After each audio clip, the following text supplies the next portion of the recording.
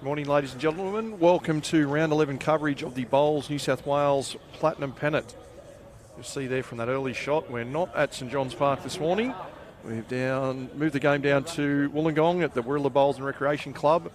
My name's Lee Stinson. Joining me in commentary this morning, 𝗣𝗓𝗡𝗡𝗏. Welcome, Jared. Good morning, Lee. Thank you for having me.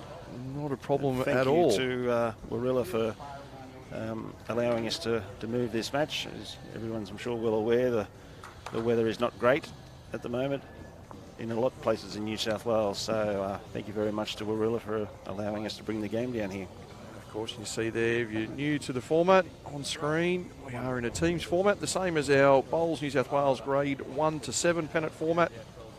3 teams of 4, 10 points on offer. That's 7 points to the masterboard, 1 point for each rink. Each match will be over 21 ends, which will total up to the 63 number on the masterboard. All dead ends to be replayed. Right at the bottom there, you see top 5 of our 12 sides will qualify for finals, which is back here at 𝗟𝗡𝗡𝗏 in a couple of weeks' time. We'll run you through the ladder here in just a moment. And there you see it, after round 10, all matches completed last night. Our top 5 finalists have been determined. There's still plenty of placings and things that may move around within that top 5.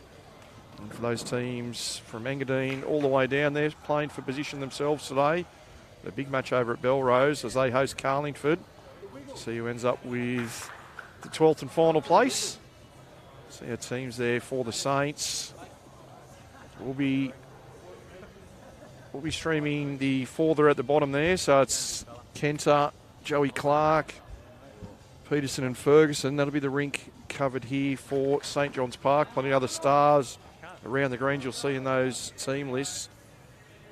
And the same for the East Maitland Griffins. Once again, those bottom 4 guys we're featuring. There's been a slight adjustment there over the last few minutes. Jake Rinn has moved across to another side, so 𝗣𝗟𝗡𝗏𝗡 has taken his spot. So it'll be Barry Mungovern, Ben Osborne, 𝗣𝗟𝗡𝗏𝗡 and Josh Walker-Davis will be in action here on our featuring for the Griffins. Players just completing end number 2 of the roll-up, and we'll be underway. What are you thinking, Jared? Your team sitting in 4th at the moment. Be hoping for a win this morning. Chance they can move a bit further up the ladder. Yeah, depending on, as you said, the results of the other games, there is a chance to move up a spot, but we can't control what happens everywhere else. We just got to get the job done here and see what happens at the end of it all. Absolutely, and obviously for St John's Park, they would have loved to have been playing at their own venue, but almost a bit of a free swing, and coming down here to 𝗟𝗡𝗏𝗏 to have a bit of a feel of the rinks. Obviously guaranteed a final spot in a couple of weeks' time, yeah, so correct, get that opportunity to come down here and get another game on the indoor. Yep. See Joey there still stuffing his face. Good on you, Bambi. Well done. But yeah, it's always, you can't have enough practice on a surface that you might not be familiar with. So this will be a good head out for him to get ready for the finals in a couple of weeks. Right, absolutely. And East Maitland, for those unaware, played here at 𝗟𝗡𝗏𝗏 last night also because of that inclement weather that Jared mentioned earlier. Tarrant Point moved their home fixture against East Maitland down here to 𝗟𝗡𝗏𝗏. But it was the Griffins that came out on the wrong side of that result. So these gents here for the Griffins will be hoping to bounce back themselves. Yeah, you always want to finish the season on a good note, so I'm sure the Griffins will definitely be up and about for the contest.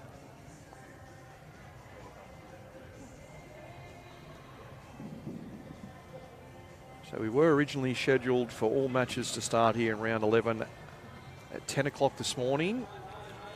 However, with the change of venue and just giving people suitable time to get down here to Wollongong, this fixture has moved back an hour. So what that does mean, though, is we will be able to give you progress scores and then final scores from all our other matches going on. In round number 11, we have the Raymond Terrace Jets up against the Mount Lewis Lions. Raymond Terrace still with hopes of finishing on top of the ladder. Tarrant Point playing against 𝗟𝗡𝗏𝗏𝗏. That match has been moved across to the undercover surface at 𝗥𝗢𝗏𝗏𝗏. Mentioned earlier, Belrose taking on Carlingford. Wenny Leagues will also be undercover this morning at their venue up against Engadine. And finally, Marylands to take on 𝗟𝗓𝗪𝗓. Much has been transferred over to one of the other Club Marylands facilities at Guildford.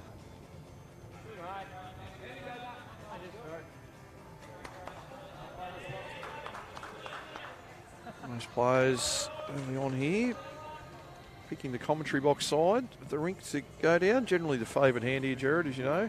Yeah. There's still a bit of food on his... A bit of food on his fingers still, yeah, a bit slippery.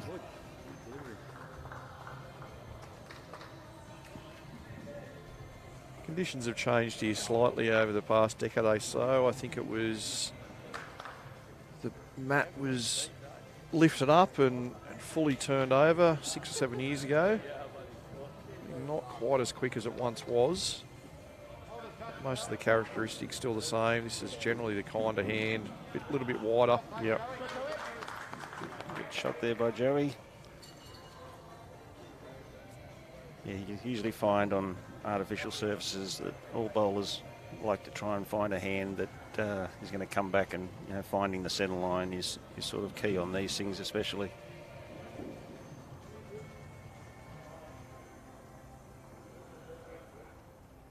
Ben Osborne just missing underneath there. Great speed. Staring out for second. Expecting some pretty good heads here this morning. Once you adapt to this surface, there's no excuses as a player. No.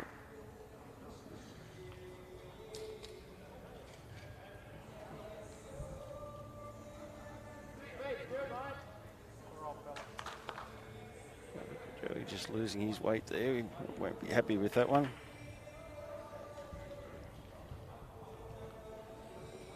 Across the green as well, our other skips in action. You see at the bottom of the screen there with those rink scoreboards. For St John's Park, Sean Baker taking on Mickey Abel from the Griffins. And Benny Twist up against Hayden Boykowski. The stars are plenty in action this morning.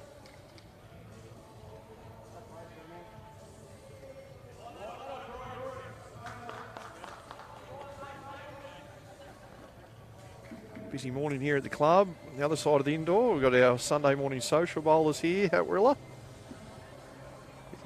Very good turnout for Sunday morning.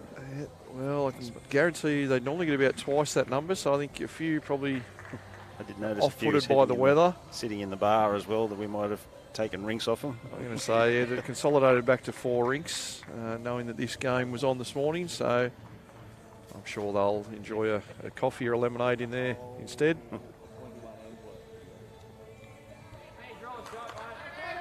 Shot there by 𝗟𝗓𝗪𝗓.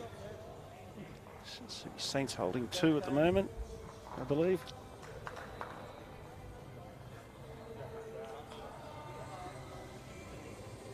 𝗟𝗓𝗪𝗓. It's got to be underneath the line for this hand. Lacking a bit of speed there too. My local knowledge would tell me that, especially the forehand in this direction, it does turn back pretty late and takes off a bit of speed. Yeah.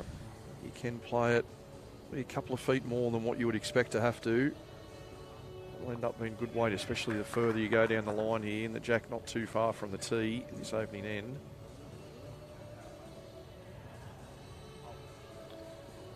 Two pretty good shots there by 𝗟𝗪𝗓. Looks like he's counted with both.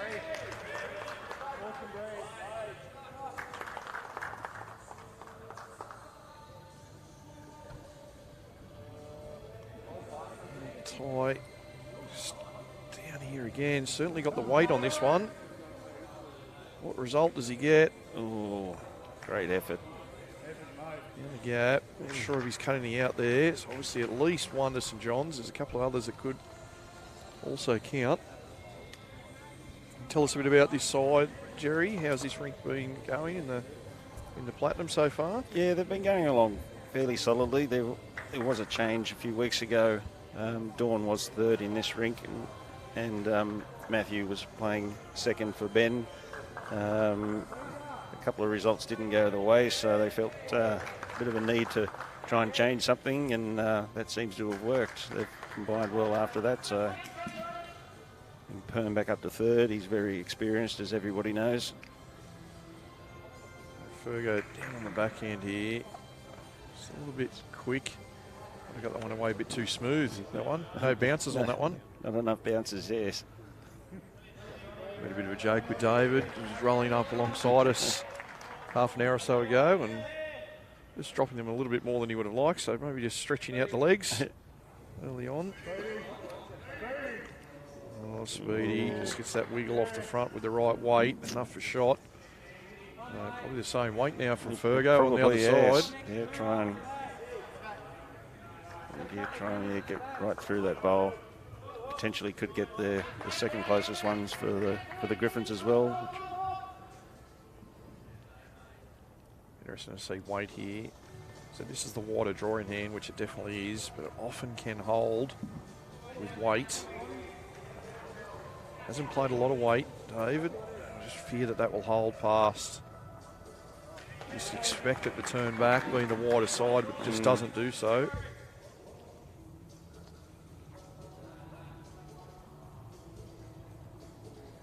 So Josh Walker-Davis, the chance to add to the count. Played very good weight with his first. Urging this one on, may not have quite sent it. Wow.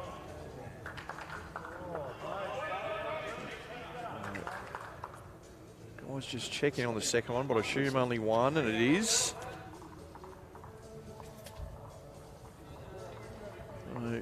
East Maitland start things off 1-0 here. See, Benny Twist picked up a 2 on his opening end, as did Sean Baker. So Saints 4-1 overall as those scores get updated on your screen.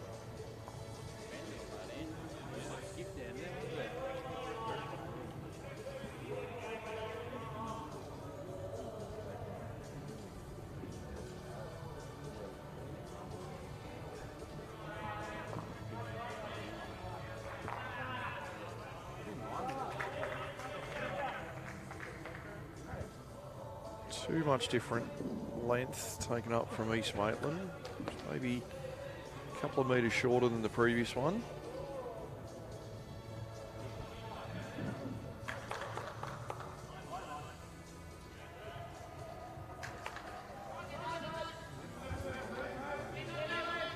The style of 𝗟𝗓𝗡𝗡, really exaggerated follow through. Very good player is 𝗟𝗓𝗡.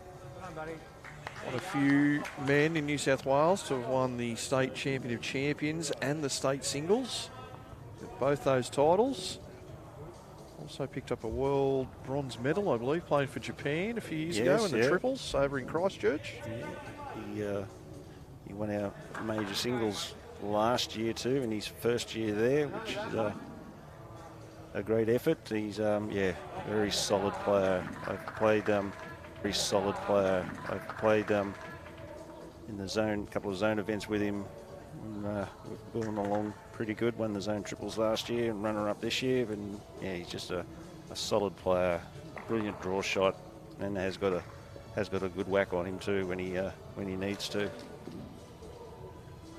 Especially those in around the Zone 9 area in North Sydney where 𝗟𝗓𝗡 was playing.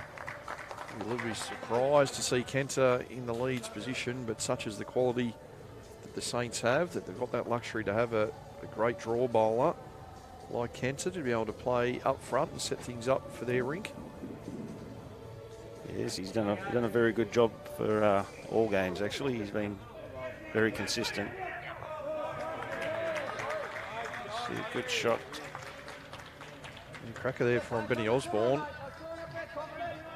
Just giving him a good chance up to that hole and jack target.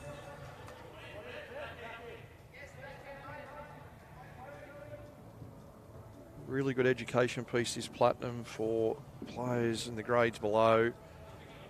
Very, very rarely that between the 16 bowls that there's not a touch-up. So bowls that are just getting past, so crucial.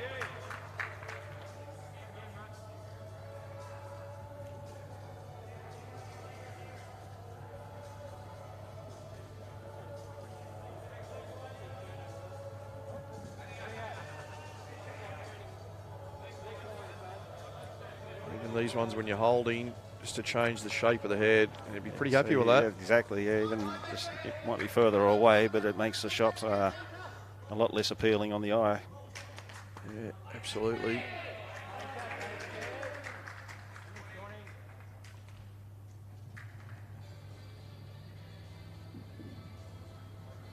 So Joey down to his backhand now, changing over. Do have a bowl of their own coming in. Great track, just lacking the speed. He got the one hand clap there. Yeah, the single hand clap. One hand clap.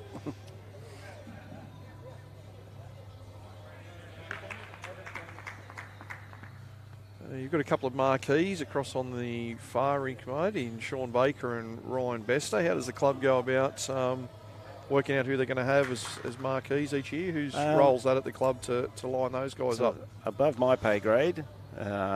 It's more from the bowls committee side of things, but it's been nearly 2 years since I joined the Saints, and the guys were here prior to that, so they just fit in great with the club. They're great bunch of blokes, and yeah, they just fit in. The members love them, and they love the members as well, so they're just, yeah, great to have them on board, that's for sure.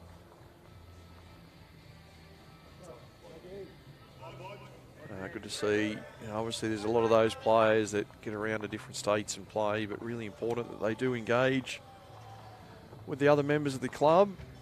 Don't just want to be seen to getting a few dollars and not being part of club activity. So yeah, good to hear that everyone's happy with those guys at the club. Sure. Yeah. A couple of very, very handy bowlers to suit as well. Very much so.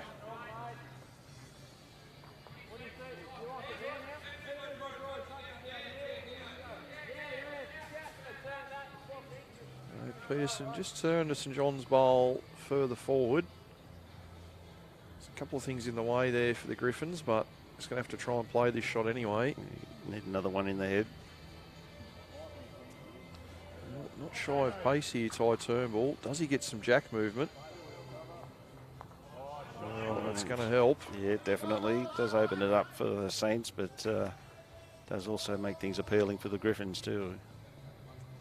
Bit of a collection just past the jack there, East Maitland as well. Hopefully those stickers showing up well for you on screen. East Maitland with the yellow. Saints with the blue and red.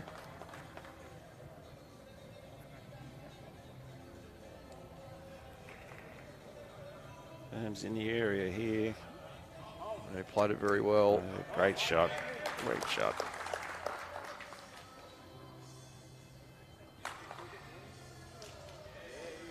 Matty, of course, an old country boy like you and I. Yes, mate, yes. Grew up out in Parks. Did Matt Peterson. But been with St John's for, wow, I don't know how long now. It'll be 15 years. Be a long time, isn't it? Yeah. I think it wasn't long after he won his first state singles that he made the move. But of course, if you're unaware, won the New South Wales state singles at the tender age of 16. I think it was in 2005. So won it again about 2016 as well. Yeah, it was 10 years in between. Josh just trying to get bowler jack connection, not far away. You see there again, the narrower drawing hand there when you play that inside line with weight, turns off away from you. So hard to find those right line with the runners. It was close there, just wrecked up front. Yeah, you find on the, again on any sort of artificial surface that the little running shot is very difficult to play. Does he hold on here? I think it's just going to go. Wow, that just ripped away. So unexpected when you watch the draw line. That's it, yeah.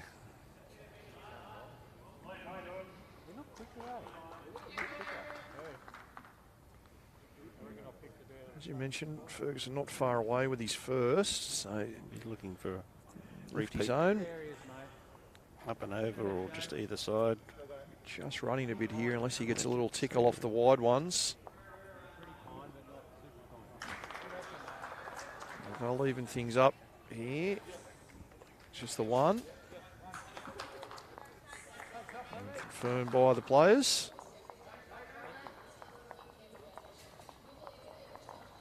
So there'll be plenty of you watching on this morning. Hopefully you've taken part in our Platinum Pennant tipping competition. That fantastic prize from 𝗣𝗟𝗡𝗏𝗧𝗧 on offer. At the top of the leaderboard, very congested going into round 11. So no doubt there's a few nervous watchers keeping up to date with scores across all of our venues this morning. You see it there, that's how it was going into the weekend. Mick W had a couple of point lead. I think that's been narrowed back to 1 now in looking at things this morning. So Mick W, you'll be looking on intently, as will those people just behind trying to overtake you. There's a few other prizes there that will just be randomly drawn out, and that will go, well, you'll be in contention if you've put your tips in every round of the 11 rounds we've had so far. So the office will be in contact with those people once they've concluded those random draws, just to let you know who's won those. We'll advertise those prize winners as well. It's been a great initiative. Things were going okay for me until I picked 0 one week. All 6 games wrong.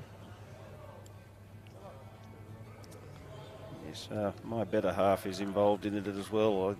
I'm not sure how she's going. I didn't see her on the leaderboard there, so doesn't look like we'll be going on a cruise. She's not an alias as Mick W, is it? I logged in to do my tips. I think it must have been for round 6.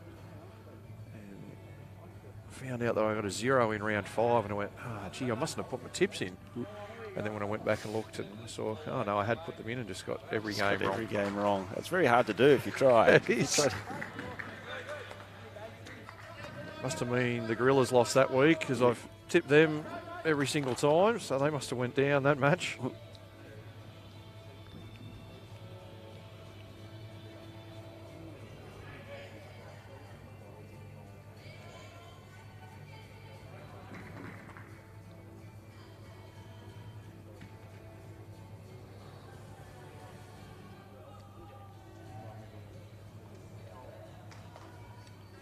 Joey trying to just draw the shot here on his forehand, just to be under that line again.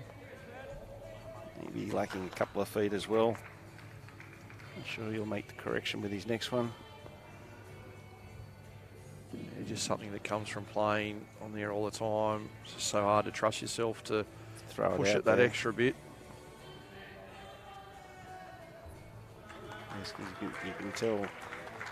I think every bowl's been played on the forehand, and we've got every bowl on the other side of the line, so Just sure the short, players just under. will adapt. Try and draw that 2 feet behind and just let it drop onto the jack.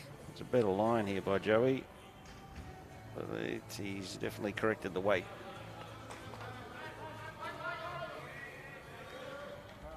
Joey, another one who's moved regionally down to the Saints. How's he been fitting in so far, right? He's fitting in very good, mate, yes. Under the Peter Foster Scholarship. He moved with us nearly about 12 months ago, I think, from Park Beach, studying at uni and working at the club, and obviously bowling as well. He's fitting in really good. Still quite young, Joey. I think he's only 19 or 20. Member yes, of our state so, under 25 side, former under 18 rep. Yeah. Won a couple of AO under 18s 2 years in a row. Yep, boys, yeah.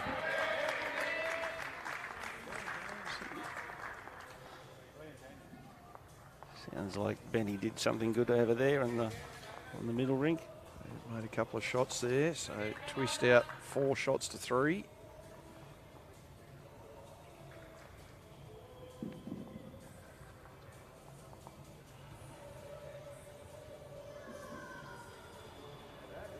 So Sean Baker's now lead 4-1 as well. Baker leading Abel 4-1 after 3 ends.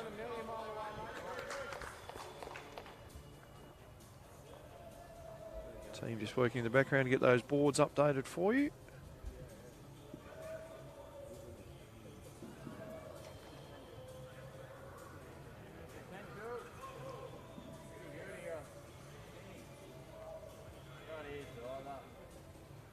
𝗟𝗓𝗡𝗡𝗨𝗠, good shot forward. Definitely one to the East Maitland. See that view on screen. You can't even see the jack now from the mat end. Trust it. Trust that line. Yep. Pennant, good line with his first one, just a couple of feet through. Be looking to make the correction.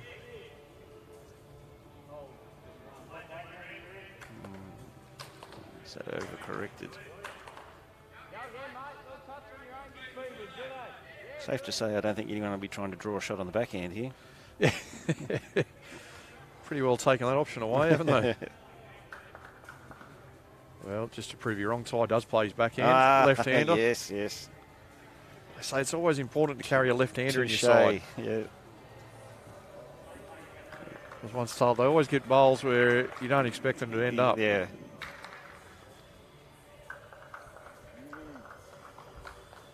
Some of our other games approach the midway point. We'll give you some scores from around the grounds.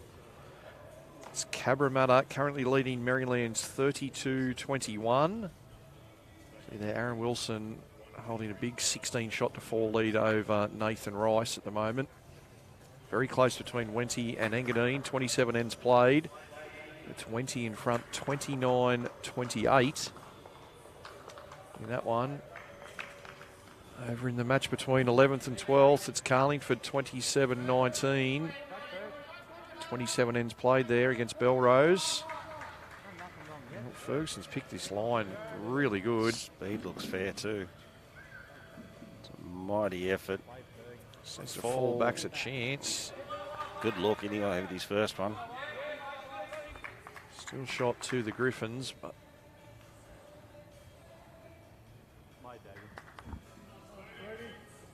see how Walker Davis produces here.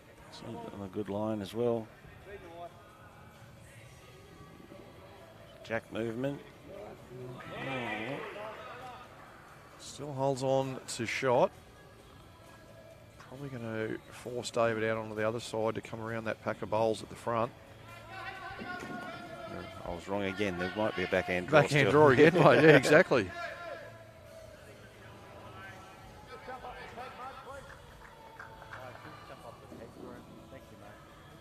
Yeah, David is shaping up on that backhand side.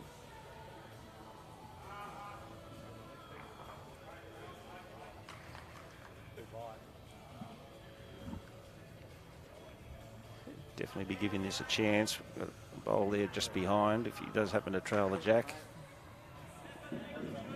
Catching at the front. Does he get the result that Walker Davis did a couple of ends ago? Just probably lacking that couple of feet, that's all.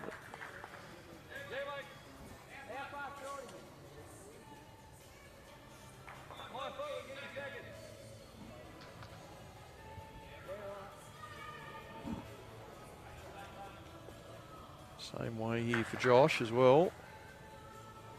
Seem to come out pretty smoothly. A touch too smooth. It's going to keep on going. So 1 to the Griffins. Just going in singles here at the moment. 2-1 after 3 ends. Back with some of those other scores. Tarrant Point are hosting Warilla. That match was being transferred across to the undercover at 𝗥𝗢𝗩𝗘. It is Warilla currently 33 shots to 20 in front of Tarrant Point after 29 ends. For those who watched on yesterday, you know that Warilla held a similar lead to that and were overtaken in the latter part. They did end up fighting back for the win, but still plenty of ends left there for the Point to come back. And it's all square up at Raymond Terrace, 20 apiece after 24 ends, with the Jets hosting Mount Lewis.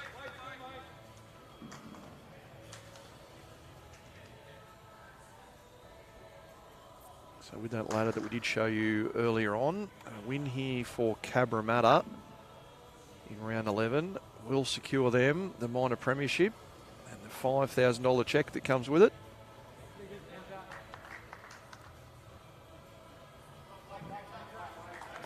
Big games today for those directly beneath them. There's Raymond Terrace, Warilla, and here, of course, St John's Park. All three of those sides can go up as high as second on the ladder, but they can also fall as low as fourth. So all three of those sides wanting to win their respective match and probably hoping for one of the lower ranked teams to upset those around them. Advantage of finishing in the top three. Just get that second opportunity in finals if you lose your first game.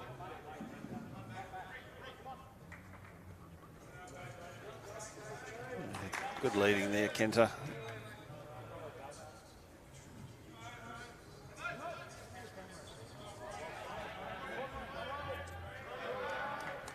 Our only team across the whole ladder that won't move positions on today's results is the Mount Lewis Lions. They are firmly entrenched in fifth.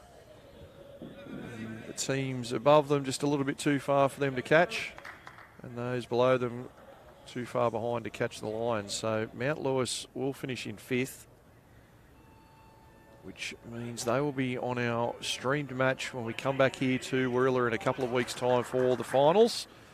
That'll be the first game on the Friday night, 6 p.m. Australian Eastern Standard Time. It'll be fourth versus fifth. We know one of those sides will be Mount Lewis, and results throughout today will determine their opponent. I believe it'll be either us and Johns or Warilla, is that correct? It could also be Raymond Terrace. Raymond Terrace could go down as far as fourth as well. Okay. So they currently are 9 points in front of St John's, who are in fourth. I mentioned earlier Raymond Terrace and Mount Lewis all square at the moment.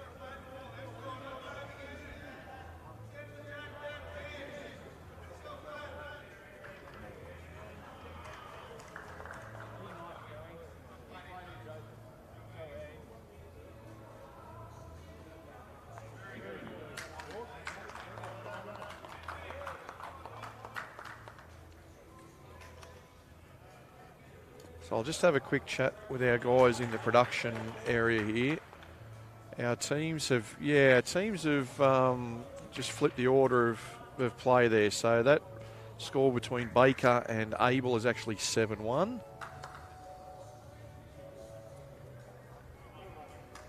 And the Twist 𝗟𝗏𝗡𝗏 game is at 4-3.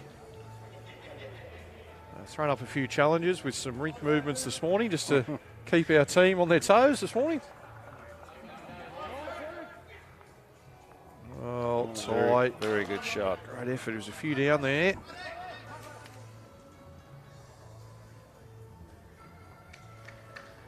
See there on replay, at that bowl and jack together to play up to. So nice confident draw. Ends up one down, but a lot better situation what they were in. 3 or 4 down before that.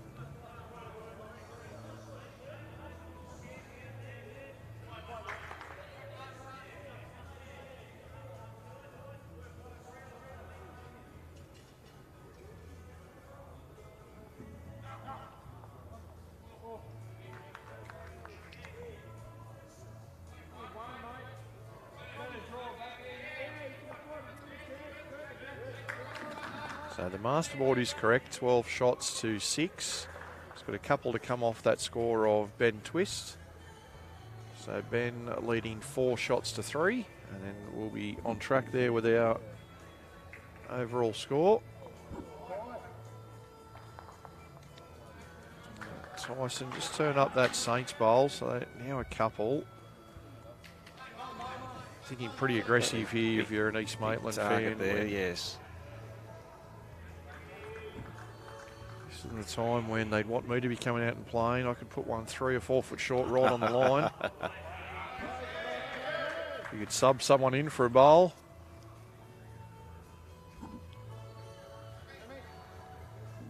We joke about it though, but he's one of those things you'd probably rather not count and build up the target here. Well, he's going to be pretty close. And hasn't added to the target. No. Same as what it was. I don't think this will be a draw shot from Josh Walker-Davis. No, I don't think it'll be even just a little swing. I think this will be coming at a rate of knots, I would think. Chance to sort of move all 3 bowls, but you think Jack will be having to move somewhere. If he gets right in between the red and the blue, could even go to be bottom left of screen. He's pretty close. You see it there again. It just doesn't bend on the wide side when you get to the centre of the rink. Quite as firm as what I thought he'd go, but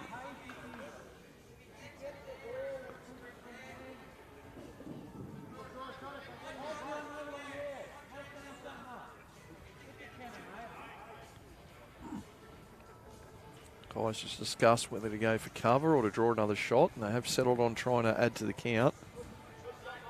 David saying if he does just happen to drop in front, that'd be okay.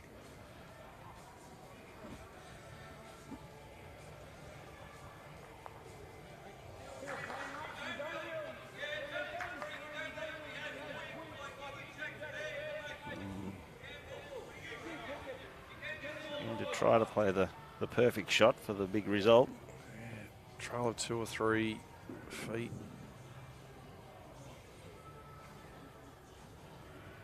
It must be close. Very.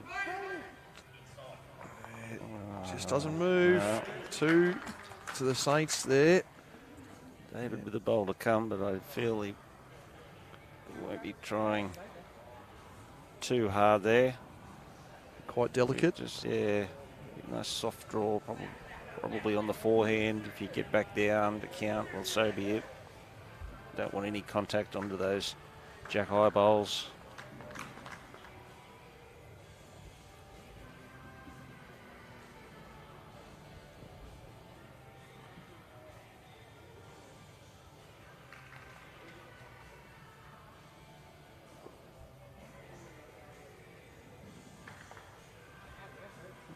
Trying. Very good effort. Just about had enough weight to count, didn't he? Yeah. A couple there to the Saints. Our first multiple on this rink. So they'll jump back into the lead here. Dave Ferguson 3, leading Josh Walker-Davis 2. Yes, David, the change of venue is just mix things around with how the rinks would have been. So the one we are covering for you, the third match shown on the graphic there, Ferguson and Walker-Davis. This match originally scheduled to be at St John's Park, where both teams came to the agreement to move the match down here to the indoor venue at 𝗟𝗡𝗓 to guarantee that it got played. Leading into the weekend, East Maitland was still a chance of finals. Of course, the Saints wanting to try and get themselves into the top 3, so it wasn't in anyone's benefit for the match to stay outside in Sydney and potentially be washed out.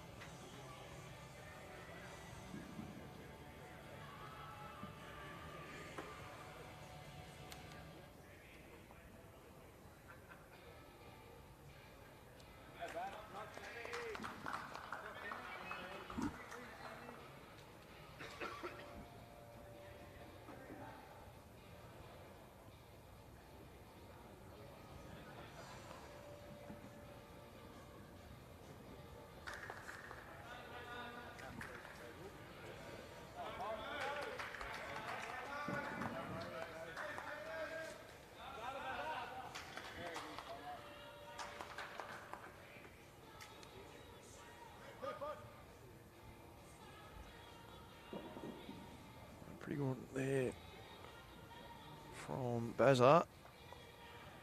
Barry Mungovan, very good bowler up in the Maitland region. Plenty of titles represented the club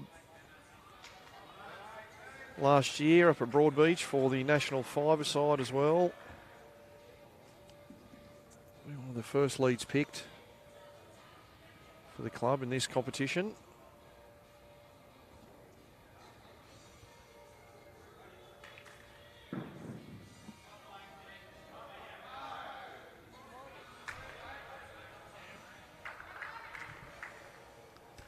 Just lost a bit of weight with his second one. Found the line there nicely. Another one of those bowls where just sort of takes away a bit of angle for the opposition.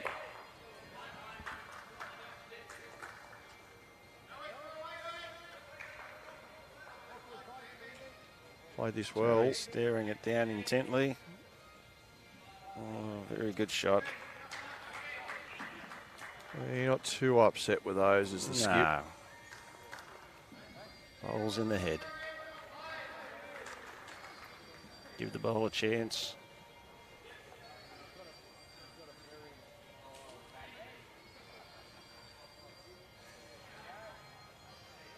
Similar here for 𝗣𝗟𝗡𝗡𝗨𝗠. Great shot. Gets to the front of that jack first. So do they stick on the draw? Do they find a line down the other hand with some weight? He's sticking to the draw. He doesn't really need to change too much on his last one.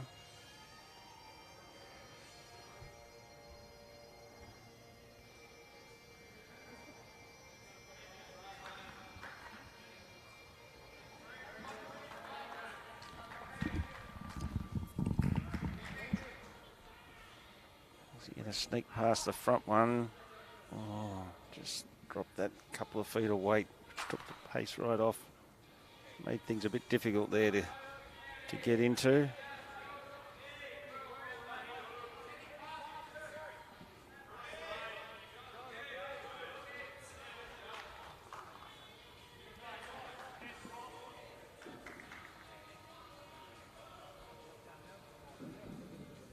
Coming down on the backhand here, looking to find a gap, which he has done.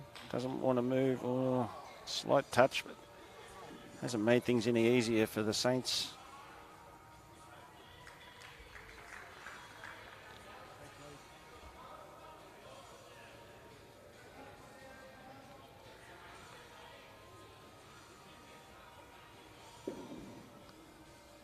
David and Matthew studying intently as to what to do. As we see here, just shave the jack, but tuck it away again a bit more.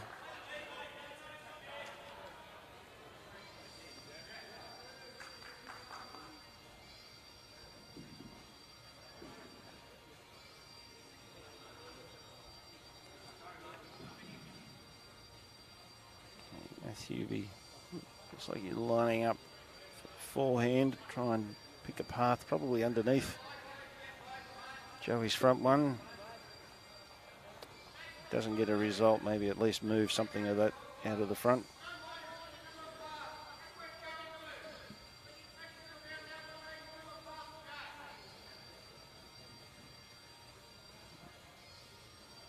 As Lee spoke about before though, that bit of extra weight, even though it's a turning side, just stay straight.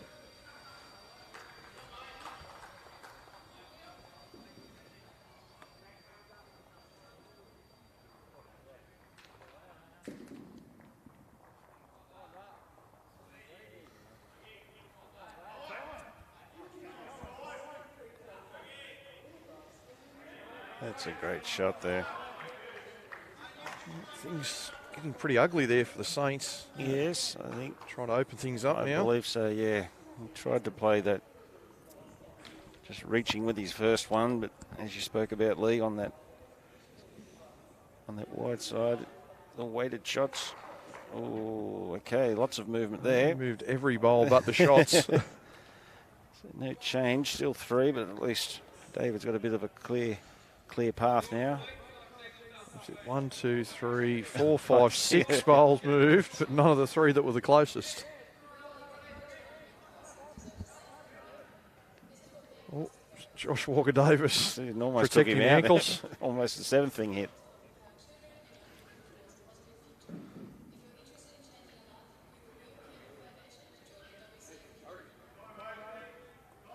This one's going to count. Just what angle does he leave? He doesn't want to do any framing, which I feel, Yeah. oh wow, yeah.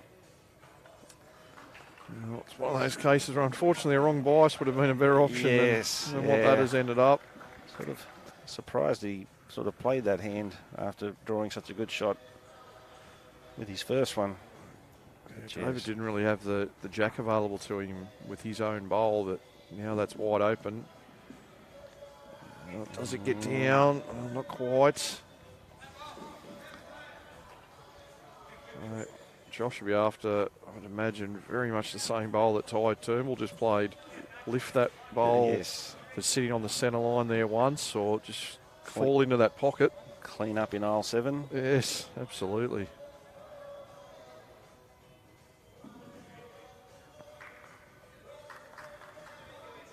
Doesn't like it. Feels he's a bit quick, I think. Just behind, you can sit that and count. That'll counts, but leaves the target. So does, big conversion on offer here for Ferguson. 5 down, gets the jack in the ditch. He makes 3. He's made the correction. Get a result. Oh, it's a bit unfortunate there. Could have been a lot better. Cleared a couple out, but our seconds, I think, can almost certainly put 4 on the card. Be highly unlikely that this doesn't count. Although, commentator's curse. Got a bit of running to do. I think you're safely. Oh, just. Yeah, very good end played there from East Maitland guys. Get a count of 4. Ferguson's last looked a lot better than that. Yeah, halfway down. Thought he's going to get one of those to the jack. Even just kicking the jack out to the left-hand side of screen there. Wow, yeah. Millimetres in it. So I love these replays. You can see those close-ups so near to the jack, or when bowls are rolling. We caught one last night of Barry Lester when he went end over end, Terminator bowl. I didn't see that one, no. His bowl was right on line and just jumped over the jack and bowls. Unfortunately for Barry, it also then jumped over the green and into the concrete pavers. Oh, ouch. At 𝗟𝗓𝗏. Go back and have a look at that one.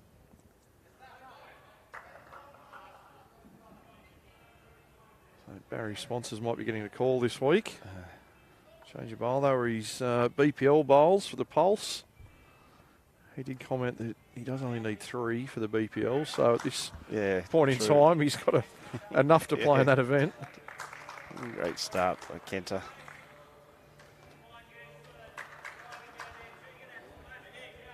See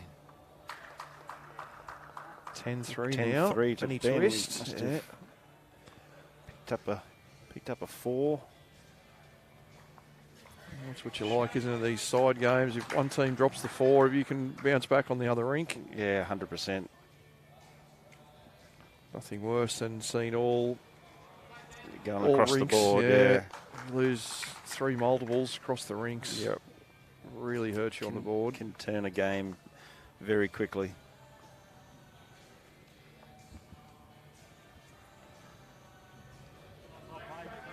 That's very good lead bowls there by 𝗟𝗏𝗏. Does seem you might know a bit more lead, but the head's a lot sort of tighter coming this way back towards the clubhouse. Although the Griffins didn't have any trouble on the last end, but yeah, this just seems to be commentator's curse there. Sorry.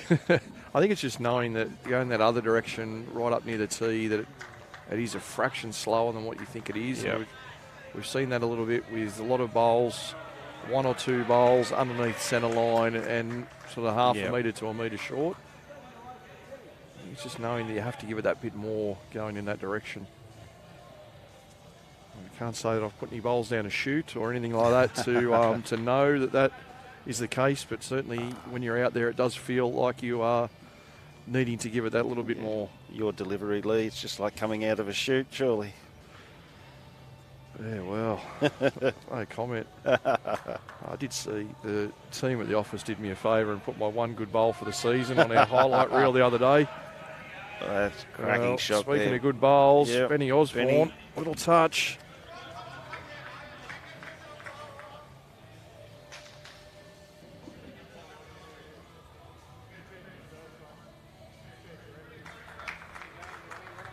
Oh, love that. Hands in the air. Yes.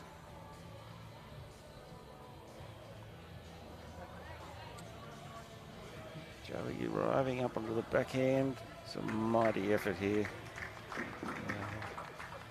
Very good home. David he'll be liking that.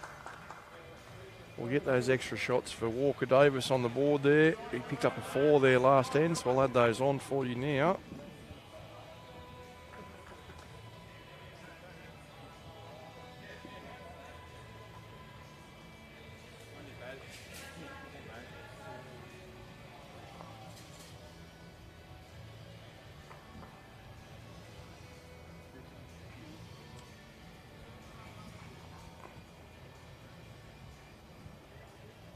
𝗣𝗟𝗡𝗡𝗡𝗏 to play first.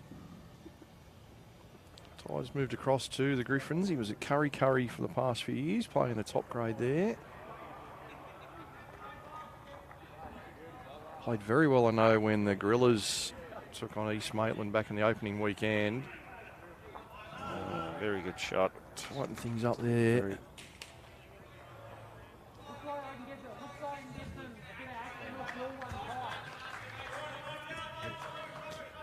Kenta playing the part as skip while David's having a comfort break, I believe. Hope he hasn't gone in to watch some of the coverage and hearing us talking about him. They don't bounce him.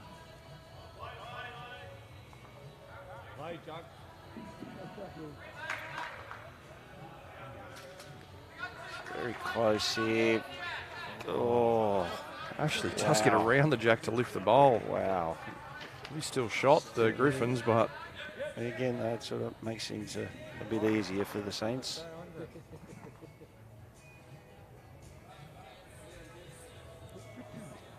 Jack's going flying next. I wouldn't think he could get to that part of the bowl.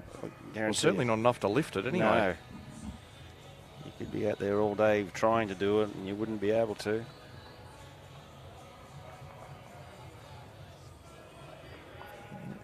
Love to get another roll or two out of it now.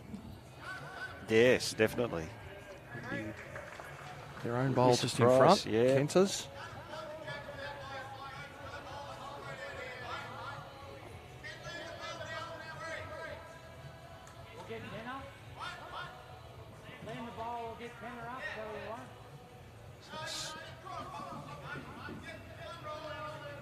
Switch of hands. David a bit concerned about the group of East Maitland bowls. If he was just to slice the jack, so the safer of the options. Must be close. Does he get that own bowl up and over once? Oh, not quite. Still gives a few more angles than that for David to still play that shot.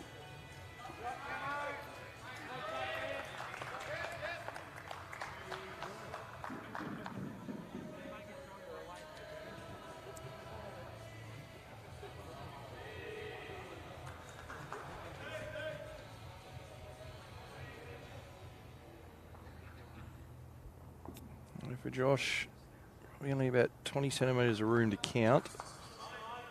Just needs to pull up now. He's on a really good line. Fair effort there. Covers a... The Saints had a few bowls on that side.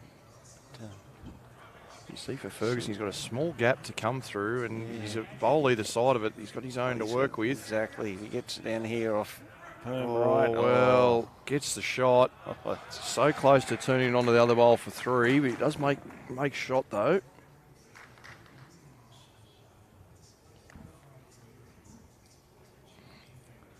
Little comfort break worked wonders for David.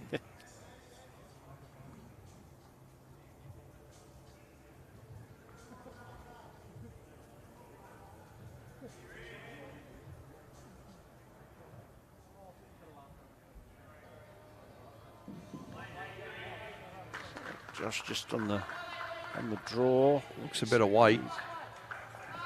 Very close here. Gets in and sits. Drops down, push up and down. It looks like it's shot, but very good bowl. Yeah. Josh. One down was indication from Matt Peterson. Yep.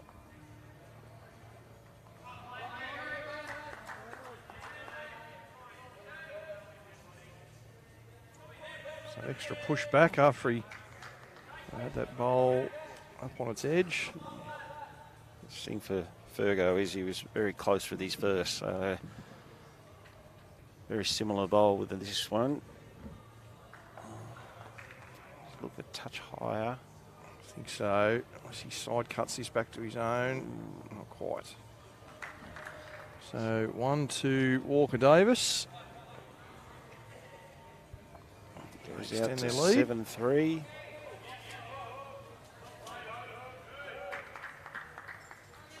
And a couple of dead ends between 𝗣𝗟𝗡𝗡𝗏 and Twist. So that score hasn't updated on your board, but it's still correct. 10-3 after 5. That's still spot on.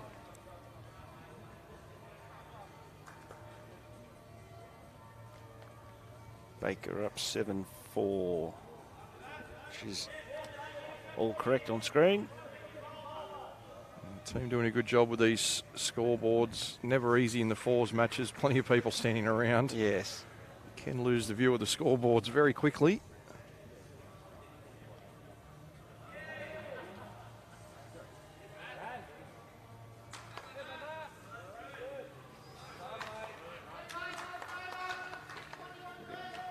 Good start there by Barry. Perfect weight.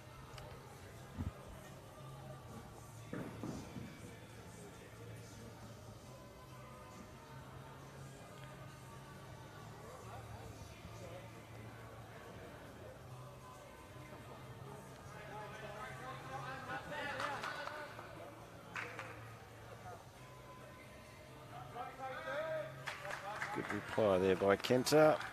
Good lead bowls. You find so often, don't you, Lee, that especially in a fours game, the leads, if they get their bowls sort of close, it sort of dictates how that end goes. Everyone seems Follows to on follow. somehow. Yeah. Yeah. More often than not.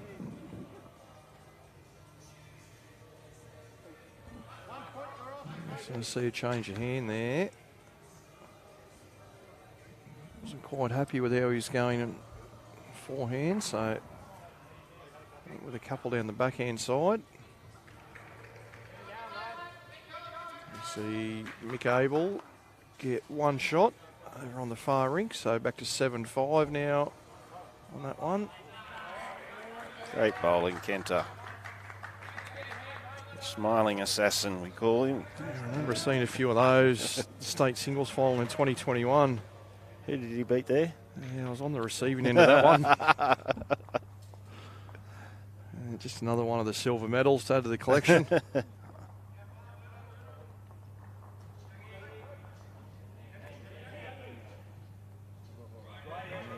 It's not going to make things any prettier. So Saints, a free draw in here.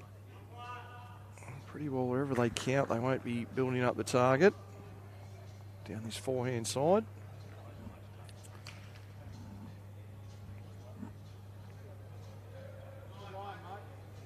See an umpire called on the far rink.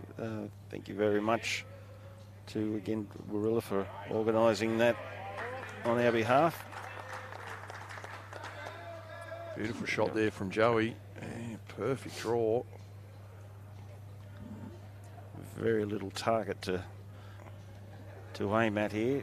This can get ugly quickly if you're not careful. Yeah. There's a good weight from Ben, but just missing the line. For the Saints. Put it on repeat. Yeah, just don't be jack high. No. Very ugly head to play to for East Maitland. So you don't want to help them out. It's pretty close again here, Joey. Oh, that's perfect. That is Well, I'm sure if his skip had a hat on, it would have been tipped to him. 2 perfect draws. Might be time for early aggression. Yeah, there's very difficult to draw, to even cut that down, let alone drawing shots. So.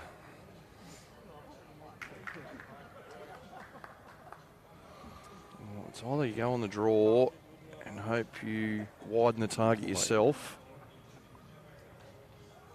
Might be what they're trying. Get shot with this bowl, great. He's stalking. Get to that. That's a great Wow, shot. what That a is shot, a side great turnbull. shot. Reduced the damage and made it a lot more appealing. Both sides with options now. He'll be the first one to get in here. He's going to have a big advantage. The Saints have a chance to sit that bowl or a small trail of the jack, as do East Maitland. So the trail of jack back in behind those bowls will be option number 1.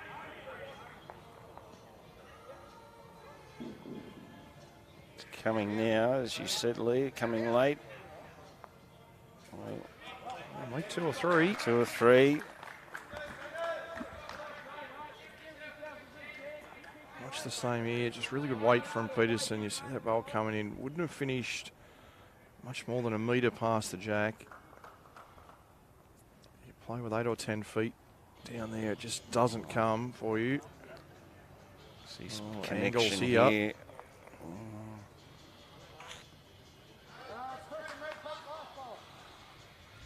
Still holding. David asking him to repeat.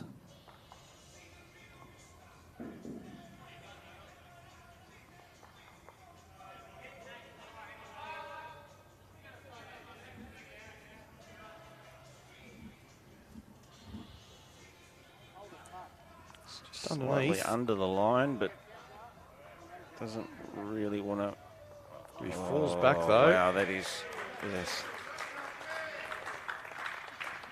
Wasn't how it was drawn up. No. It's a good result. With the fall right behind the jack. Behind it, yes. The umpire's busy now on the next rink. It was too short on the furthest rink from us. The umpire now out with the jack measure on the middle rink.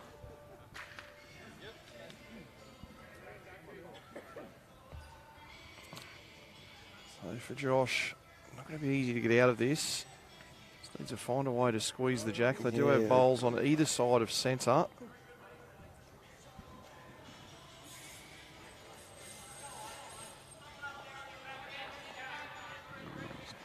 Not liking it. Not like because he thinks he's under, but it does hold a long way there. Oh, he won't be too disappointed with that. No. That's that hand. I'm sure he thought he was well under that.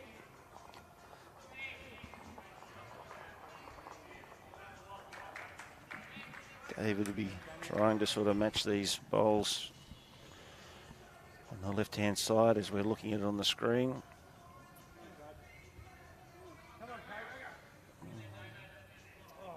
Not bad. Not Mixes bad a there, couple up. Just depends on the connection here. And if You'd have to think it's a change of hands. it'd have to be.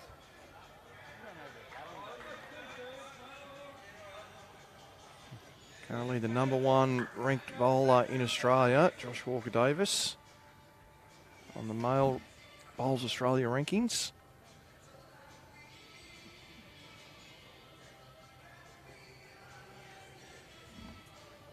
This is such a hard weight on this hand. He's close. Where does the jack end up? Well, it locks in on his own. Great shot. Great shot. He It was liked after both bowls, but he had that insurance with Jack that it wasn't going to go out of the rink. There's a couple of first and second slip over there ready to catch. Yes. Straight to him.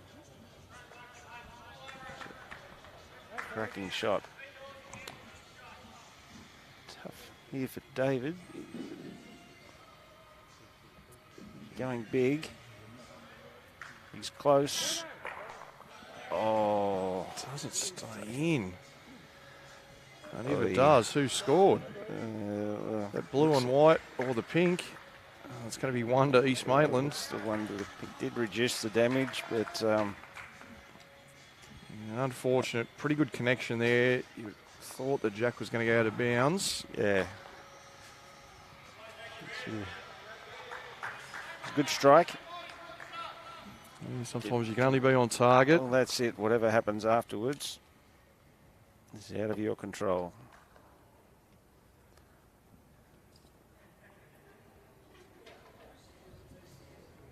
So some scores from around our other venues as matches all past the halfway mark now.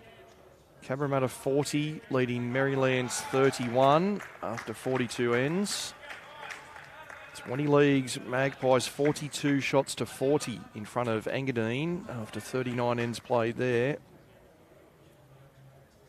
Belrose closing the gap against Carlingford, trailing now 30-36 after 37 ends. Warilla just getting out a little bit further against Taren Point. They now lead 45 shots to 27 after 39 ends. And awfully close up at the hangar as the Raymond Terrace Jets on 31 lead the Mount Lewis Lions 30. With 34 ends completed there. So with this game starting a little bit later than all those others, we will be able to let you know everyone's final position on the table. If you're just joining us today, our top 5 teams are already locked in for the finals. Team 6 and below can't make up the gap to get themselves into the top 5.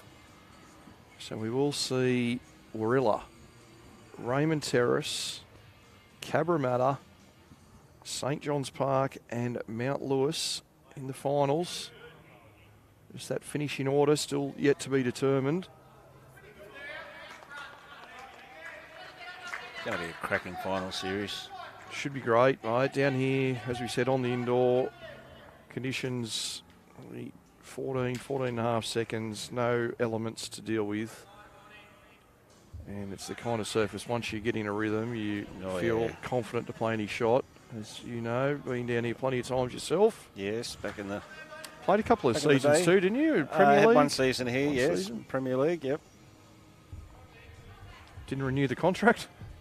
No, it was a story of my my Premier League experience. Got a couple of shirts. I get complex after a while. 1 year, then 1 year, then 1 year.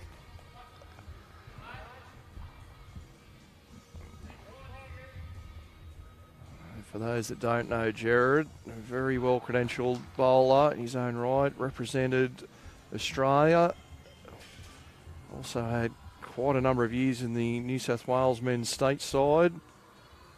A few state titles as well right over the time. Qualified going over to the UK in the PBA world events over on the indoor carpet there. So no mug yourself and still playing pretty decent bowls at St John's 1. St John's Park Grade 1 side? Yeah, mate. The last couple of years being with St John's has sort of reinvigorated not just my work life, but also the bowls. It's been great. So very fortunate over all those years to have accomplished what I've accomplished, and yeah, always have those memories. I hope I've always got those memories anyway. Not getting any younger. Yeah, it is tough, as we said earlier, both of us very much country guys originally. And just the standard of bowls when you get that opportunity to come, in your case at St John's, or in my case here at Warilla. Just really that opportunity to play, not skip every single game that you play. And loving that. and play in some lower positions in the rink with some unbelievable bowlers.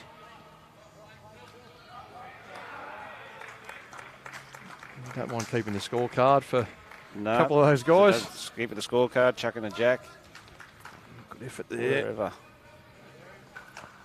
Tight, so kicks that jack away from his own. Just try to tidy things up, just overweight on that occasion. And someone asked what bowls is David Ferguson using. I know it's certainly a brand of Aeros. I don't know what he's gone for at the moment. He's using size 3.5 Aero Optimas today. Had a couple of sets out in practice here earlier on. Shot there by Perm. I can tell you Perm's using a size 3 Greenmaster Premier.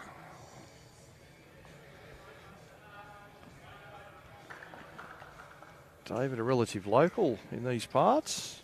Only Yes. 10 or 15 kilometres down the road. So he wouldn't have been too unhappy with the change of venue. That's for sure, yes. He was extremely, him and his wife, Sam, too. Sam playing second for Baker over there. I do see David looking out the window every now and then. Grey skies all around. You see bowl by bowl going down. Okay. How good is The that shot? race is on. Very even in speed, aren't they? Which is not a good sign for this one of Ben's, for Matt's, because Matt's, no. Ben's jack quite a bit shorter than that one. Yeah, David looking out the window there a few times, seeing the grey skies. I can only think that he's worried about his golf game being cancelled for tomorrow. He's very much a regular on Mondays at the golf course, isn't he? Yeah, Mondays, any day that ends in Y, really. Yeah. We drove past the golf clubs. There's quite a lot of water hazards. I don't think that they're normally there. Quite a lot of rain coming down from Sydney this morning. Very slow drive, about an hour and 40 it ended up being, I believe. Josh just going past there, so still St John's holding. It's hard to tell exactly how many, as we see a jack fly again next door. They'll have another. Perm's got 2 on that one too. Another dead end there. 𝗥𝗢𝗨𝗡𝗗 and twist game.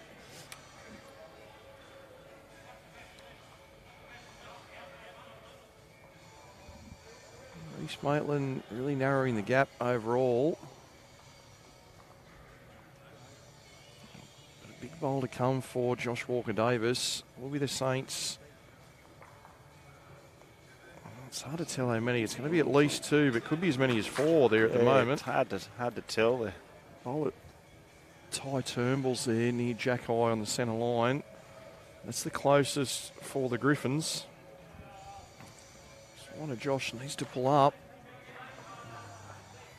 Oh, going quick. Comes through. So Ferguson, chance to add to the count. Sly grin on David's face. I think he was concerned. He thought that Josh was going to get that piece of Perm's bowl and go in for a shot there. David, he'd love to add another one here. Get the mat back. Change things up a bit. Yeah, you'd think they'll be extending out, going back to a longer jack length.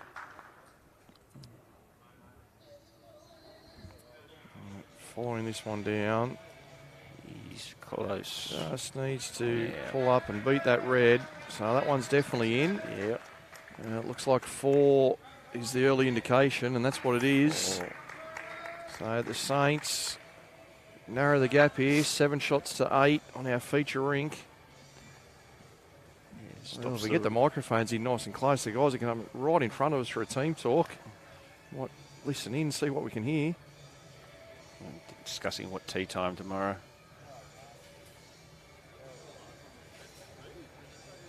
That does stop a run of 3 straight ends for East Maitland, so important now to decide what length they want to play. Matt Pearson leading the charge there. I think I heard him say, sort of don't mind where the mat is, but let's try and keep the jack away from the tee. Kenter and Dave buying in. Young Joey. Joey just listening intently. intently. Yeah, he's taking notes.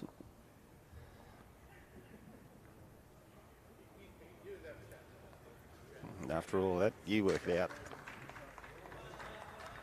Their original plan was certainly to go long. However, mentioned a few times, up towards that tee. Not easy to be perfect each bowl. So Matt has been brought 3 metres forward from the tee. We'll see where 𝗟𝗓𝗡 is rolling the jack. It's to be at about a similar length at the other. It's getting pretty close to that. It is too, yeah, absolutely. A bit further than I thought.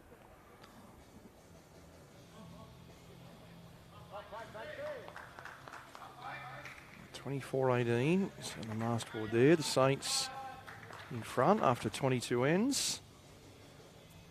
Just a reminder, it is a 10-point format, so 7 points on offer if you win that masterboard overall. The 3 rinks combined. And 1 single point each for all the rinks that you win, so a maximum of 10 points on offer. And for the Saints, with that chance of going up as high as second, they'll be wanting to win as many rinks as possible. Definitely, yes. That's all they do, need to win the masterboard to have a chance of going up the ladder. And any rink that they can capture along the way will help. 𝗟𝗓𝗡 finding a weight a bit better than Barry first up.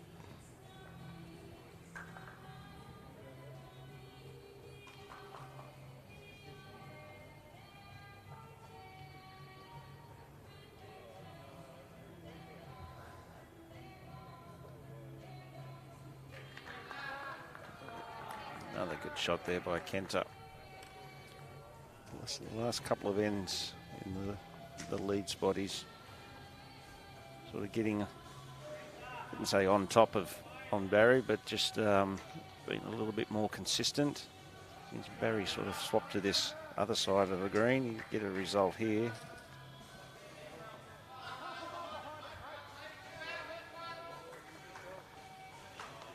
Josh looking very relaxed in the big comfy chair. Yeah, I don't know, sometimes they're a really good thing, sometimes they're Sometimes bad. not. Yeah, I'm not quite convinced on those chairs there, but They're good to get into, but getting out is... You don't mind sitting there and watching the rest of the action. That's it. And Joey's finding the line down here. Yeah, they've picked up on the idiosyncrasies of the rinks and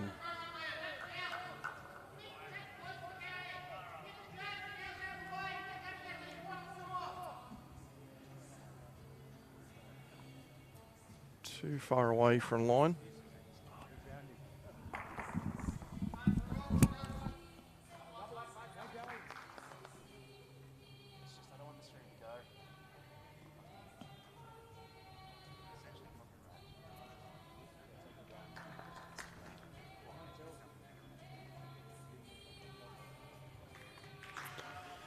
Joey looking to repeat his first bowl. He's very close here again. That's a great shot there. Really takes a shot off what East Maitland would have been attempting to do, make things a lot harder for him. So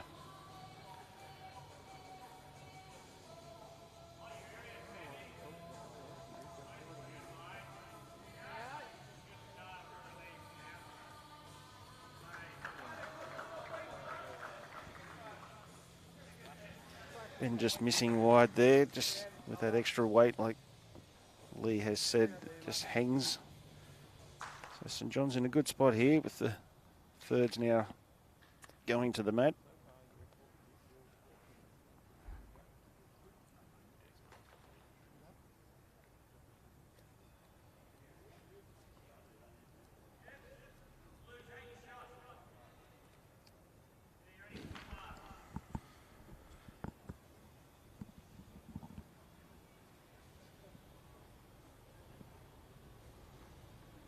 Missed a couple of bowls earlier, mate. What's happened? Joey played a couple of crackers, mate. He drew a shot and then trailed the jack in behind with his next one. Really sort of beat him to the punch.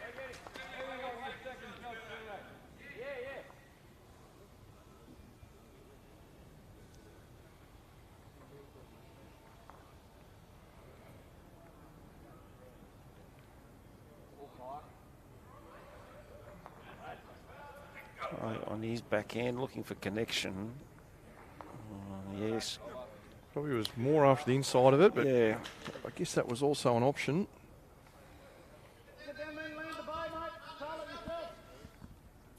Got a few in there still, though, St John's, and a back bowl of Peterson's with the first one. Yeah, he'll definitely be searching up here, trying to land that bowl or trail jack. His first one went in behind there, so that gives him a good look to try and play a nice positive shot here.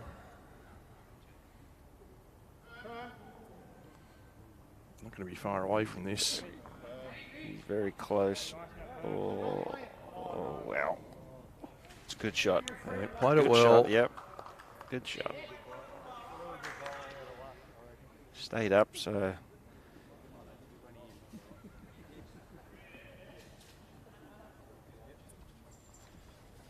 Tybee looking to get another bowl here, thereabouts. Even maybe tuck the jack in behind himself.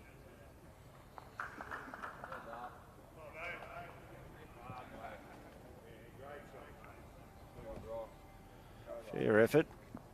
You're not far away. We mentioned during last night's coverage that this is an extension, in essence, of our grade 1 to 7 pennant competition in New South Wales. And we got some results from different people last night. So if you are watching in, let us know how your pennant season has gone for you. Are you still participating? Have you got finals to come? Let us know what club you're at and how you've gone so far. Certainly my favourite time of the year, pennant season. I'd be interested to see some of the comments. How your team has been throughout pennant season, no matter what grade it is.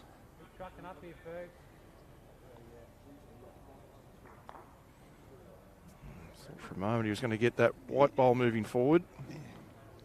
Just slightly under the line then. Should be a good look though for his next one.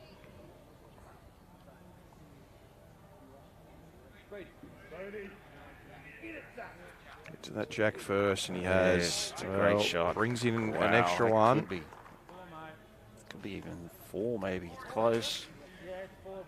Yeah, Boom says it is 4. That's a great shot. Close to St John's bowl. Maybe that one of Peterson's.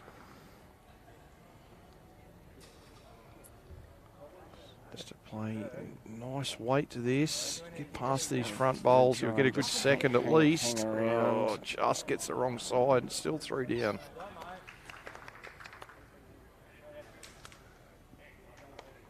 Gets that bowl in the middle. He stays for second. Yeah. Maybe even runs up for shot.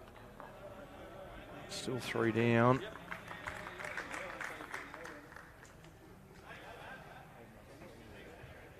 So for Josh Walker-Davis, option here to play either side.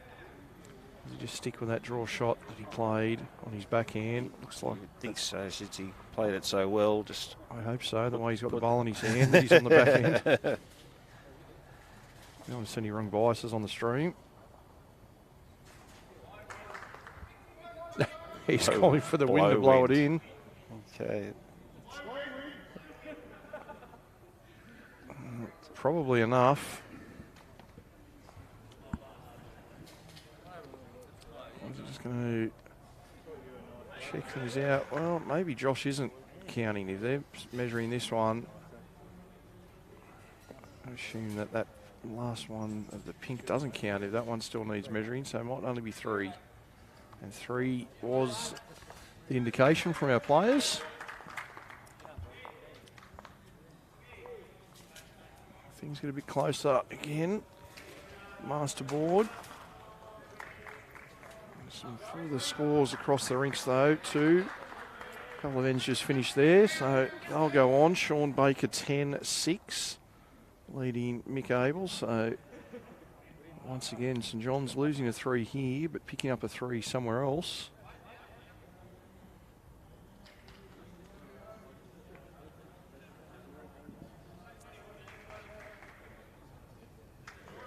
I mentioned the tipping competition earlier on, and I can let everyone know that we will have something coming up for finals as well. It'll be a free to enter competition for the final series. So stay tuned to updates from Bowls New South Wales over the coming days. Keep you engaged for the finals if you weren't successful and up the top of the ladder for the original tipping competition.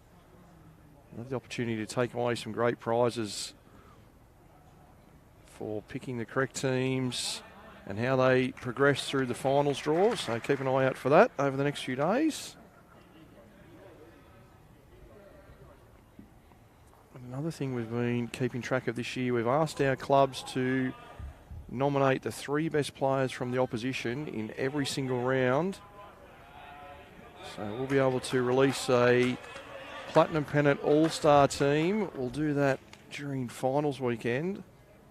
And that will be very interesting, Jerry, to see what Yes. comes up there from all the votes once they're tallied. And we'll pick that like a actual Pennant team, so votes important for all positions.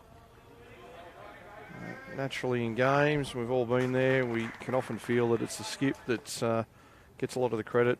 They get to play the big bowls and the huge conversions. Yeah. So we're conscious of that and want to make sure that all positions are recognised. So we'll have our highest vote getters in all 4 positions, and that'll form a 12-person all-star team.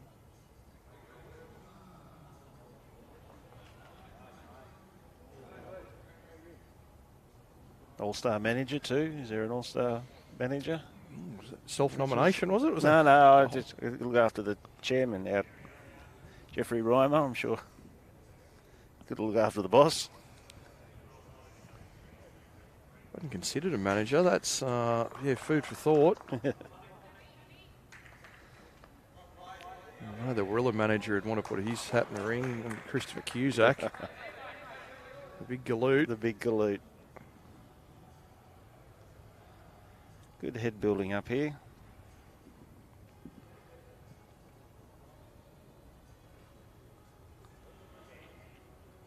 One of those results. I did see that come through last night, Craig. Congratulations, Port City. A couple of good ones there from Benny Osborne. So, yeah, Port City victorious in the Grade 1 competition in Zone 14. It was a multi-grade, Grade 1 and 2. They had to beat North Haven yesterday in the final round, and they got over the line. So, Port City be off to 𝗟𝗏𝗡 in Grade 1. I can tell you that 𝗥𝗢𝗡𝗡 will be joining them. We'll see another good shot there by Joey. Yes, after yesterday's results with a round to go, 𝗥𝗢𝗡𝗡 ones will be representing Zone 12 at the state playoffs. So congratulations to them. How's the club going in the other grades? Right, have you got some teams still in contention at St John's? We're in contention still with all grades except obviously the 1s and our number 7s.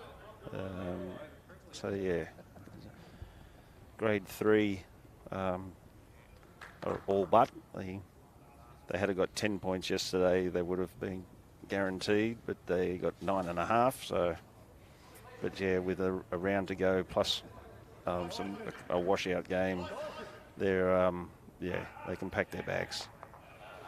Another good one there, 𝗟𝗓𝗏𝗡. So bowl up onto the jack, kicks it across to Benny Osborne's bowl. First and third now for East Maitland.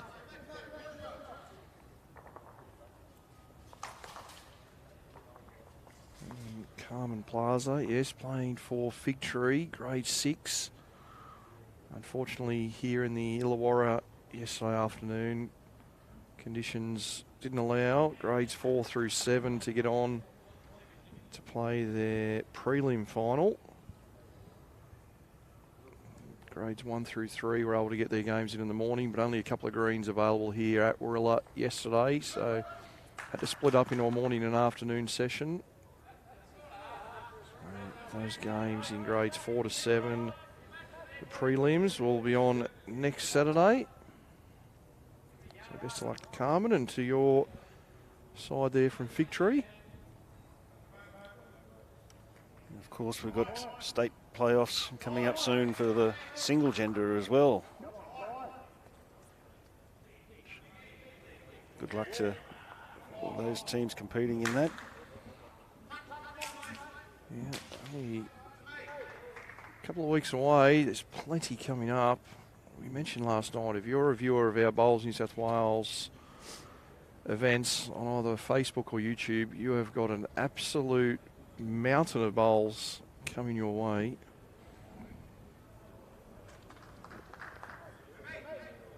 There'll be plenty of teams either in Foster, 𝗟𝗓𝗡𝗏. What a shot, Matt Peterson.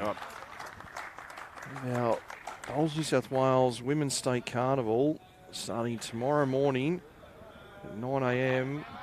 They have 9 clubs and 18 greens in action. Wow. Foster, 𝗟𝗓𝗡𝗏, 𝗟𝗓𝗡𝗏, Old Bar, Bulahdelah, Hallidays, Pacific Palms, plenty of clubs in action there. 232 teams of ladies fours.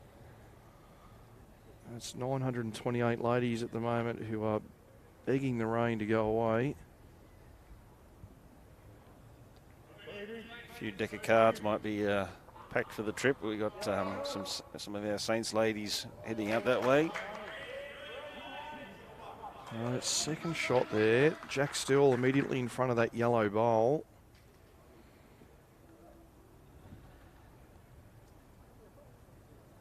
David will be poke one out the side there, the lone East Maitland bowl. It's like where Jack should spring to if there is movement, contact made. I'm just not sure if Josh can get to that blue-grey speckled bowl. Is there any angle there where it kicks out the 2 Saints bowls? It'll be hard. Mightn't quite get both bowls without getting into their own. You'd think Perm's one's going to sort of lock in there unless he's going really big weight, which haven't seen yet. Just looking there live, it's probably not quite on. So it'll be more get his own or just outside his own to the jack. Just get a leak under. And David, just like a few ends ago in this direction, has minimal room to count. It's perfect weight draw. Yeah. And don't be surprised to see this one either be a little bit wide or a little bit short. Yeah. Just on the careful side. Definitely. Draw within sort of 18 inches, and if it runs, well, so be it.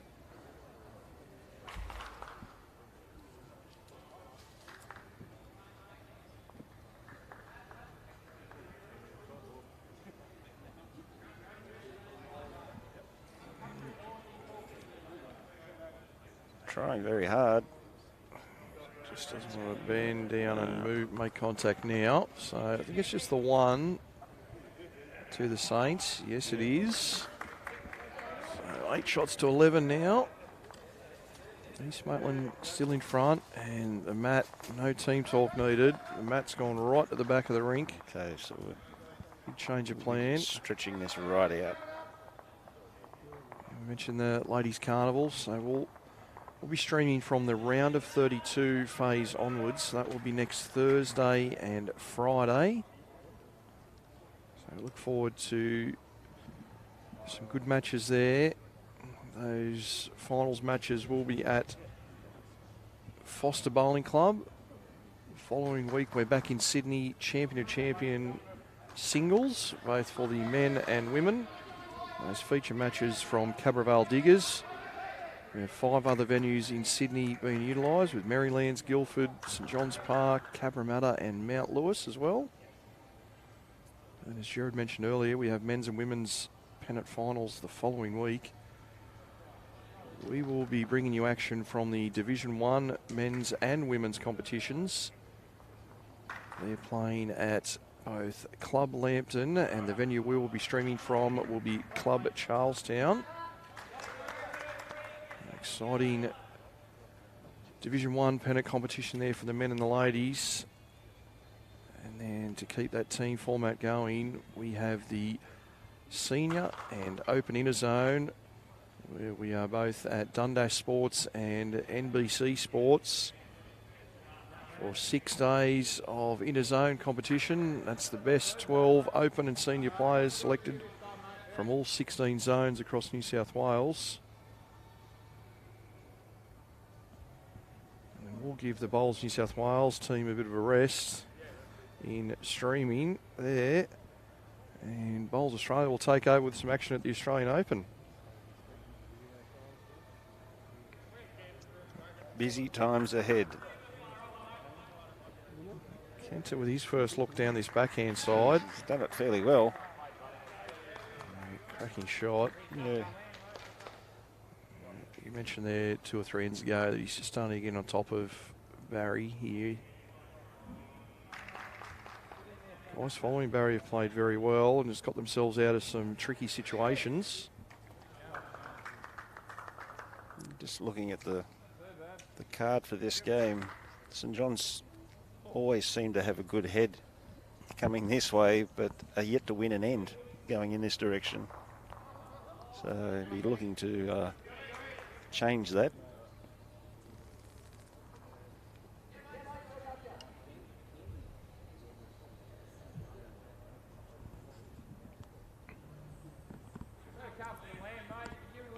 Russell Jordan just saying it'd be great if the bowlers had their names on their shirts. I did see a couple of teams this season that introduced that at their clubs. So maybe that's something that some of the other teams will take up in the coming years.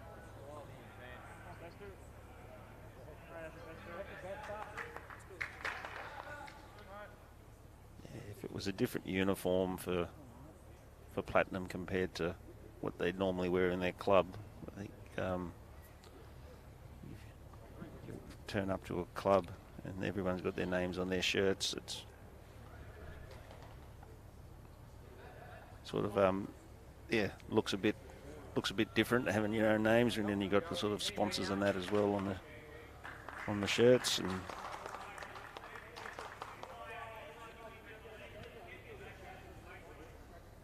once again, the Saints have set up a good head here. Ben just a little bit overweight with his first. By the right line. Well, this one's certainly not going as quick as the first. I'm not sure he released that one as he would have liked.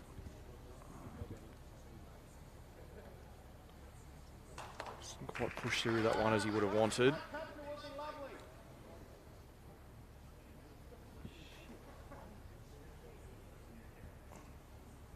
So 31-22. Saints just establishing a bit more of a lead there at the moment.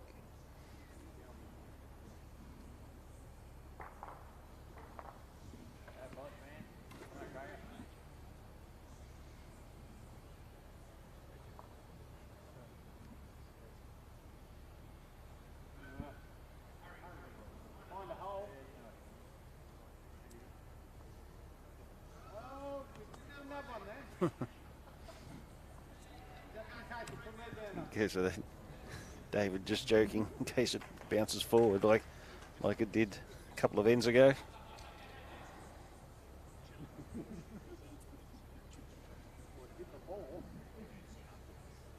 Funny game, bowls, angles and things can change very quickly, and sometimes the jack does spring forward, as we saw. It was 4 ends ago coming up in this direction.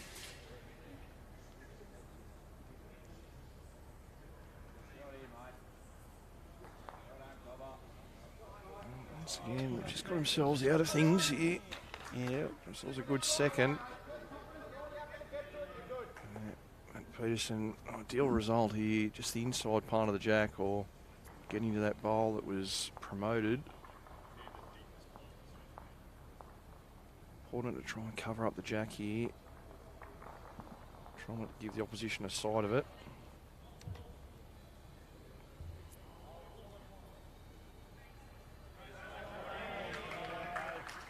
Well, does he get right up to this bowl and then back to the jack? Oh, so unlucky. He played that. Good shot, still. Almost perfect. It's a count of 2 from Yeah, there is quite a wall there to land on. Same thing here for 𝗟𝗓𝗡𝗨𝗠. It's all about the connection. As he sent it all the way. It's definitely centred. Well, it does enough. Could have nearly made 2 out of that. Just gets the right result. Once again, an end that looked like was in St John's favour has now been turned around. It's amazing, isn't it? Just those couple of bowls tied, just promoting their own up. And then getting that bowl to drop down. You saw the bowler, Matt Peterson, could have also dropped down to the jack. It just finds the gap. And the 𝗟𝗡𝗨𝗡 bowl lays back right behind it.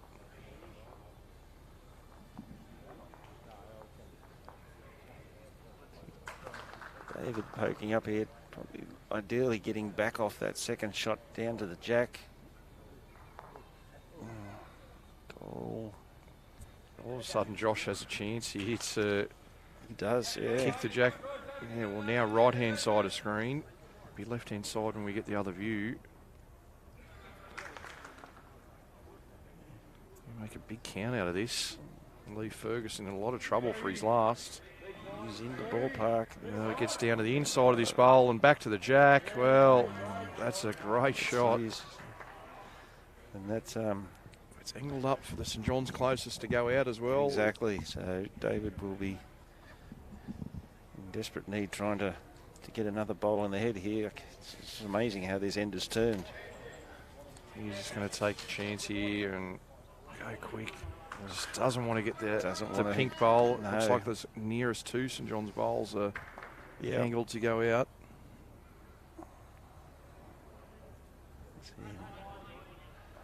It's firm. Well, he's not getting the pink. No, this was the concern. Spins another one in. Well, Josh Walker-Davis, if you can get your own and drop back, you make a count of 6 here.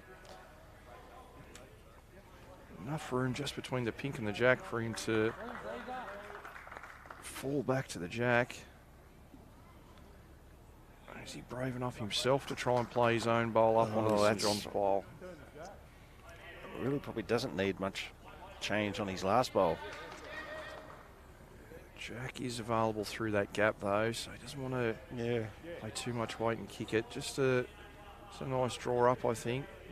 1, 2, maybe 3. You can sort of jar it against the bowl just behind there, which should spit it out to in their favour. So big opportunity here. You're not going to get many chances to make 5 or 6 at this level, so try and play it. He's stalking it. He's just missed on the high side. On this, just the safer side of things, if anything. But it's another count to East Maitland. 2 bowls there removed. There's the 3rd out. 3 it is. And yet again, another end won by the Griffins in that direction.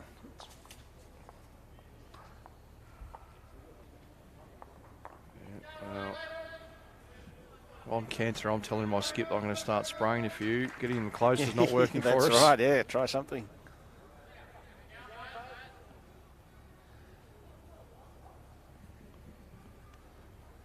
I do feel if St John's do get hopefully they do get a chance to throw the jack again, I think they'll be probably trying some smaller lengths, probably mat back and jack right up, something different just to change things up a lot.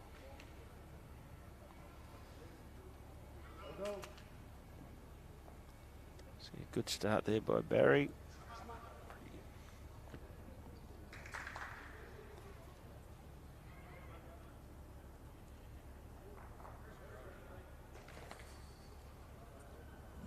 I can let you know our first result has been finalised this afternoon. 𝗟𝗡𝗪𝗓 68 have defeated 𝗟𝗓𝗡𝗡𝗃 47. So 𝗟𝗓𝗪 will maintain a spot in the top 3.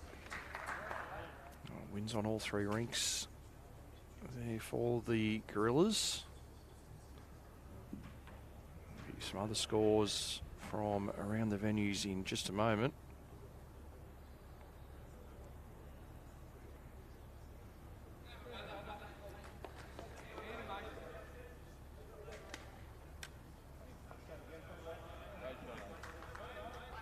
Over at Maryland, it's 𝗟𝗓𝗡𝗡. We've all but wrapped up the minor premiership. Just 4 ends to play there, and they lead Marylands by 15 shots.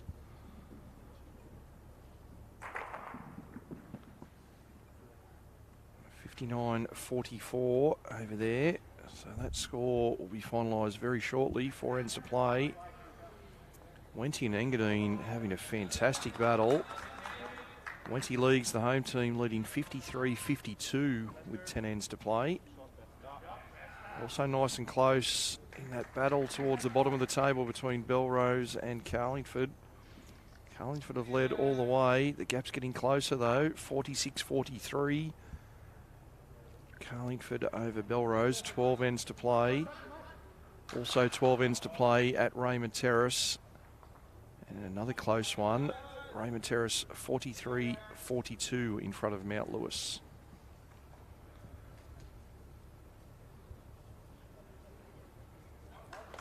The Platinum Finals, David, are in 2 weeks' time.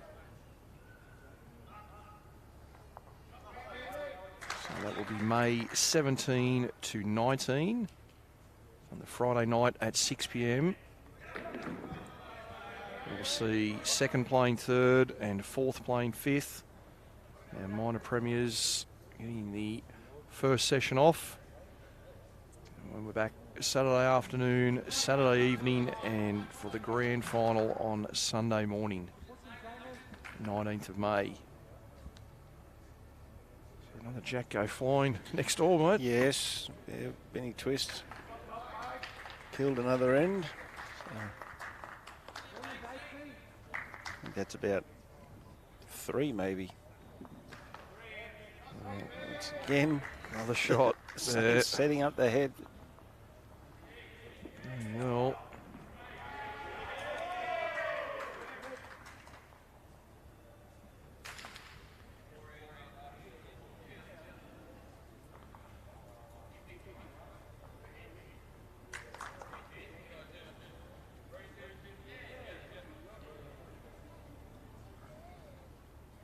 like they're just going to try a metre or two over. Sit the bowl, trail the jack.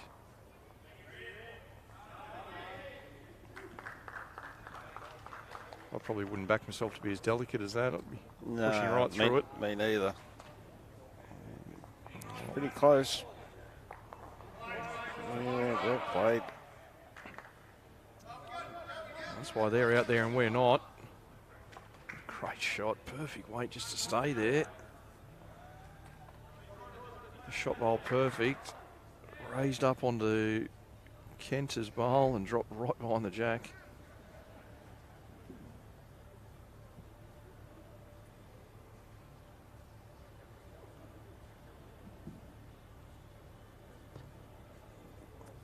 The look on his face, it doesn't look good.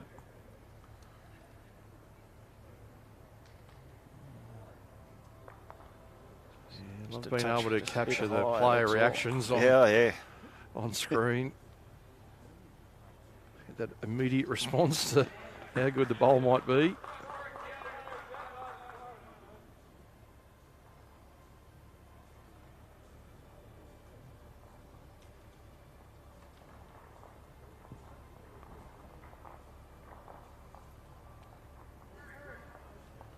Those boards just been updated now. We see 𝗟𝗟𝗡𝗡𝗏 getting a further shot. Ty nearly draws it on the other side. So 12-7 now. Baker leading 𝗟𝗡𝗡𝗏.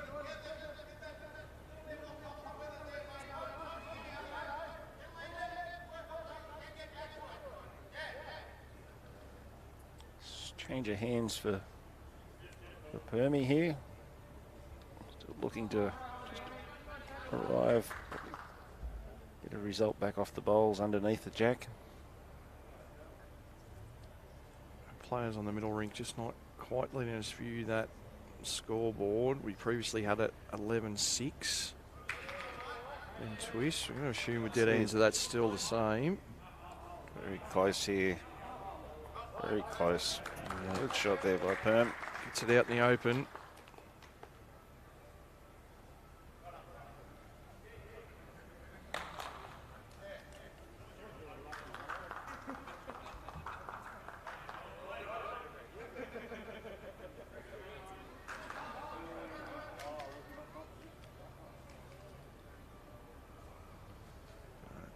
Yeah, 12-6 that score of Ben Twist, so we'll update that for you now. The players previously had 11 up there. Josh and Dave both be on the draw here early days. Josh just underneath the jack. Stays in the count.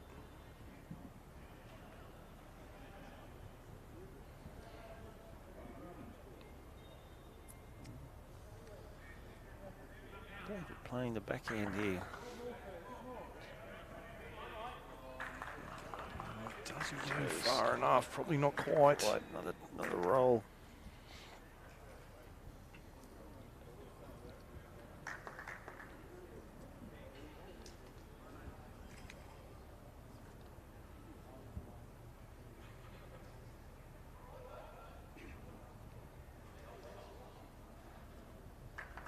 Just be looking to try and nail this jack down. Perfect weight last time. Once again at the moment, Dave, just a draw on. So a little touch of the jack in behind his own, brings in some others. Look at that weight. This pitch of the jack going in between those two pink bowls. He made quite a few.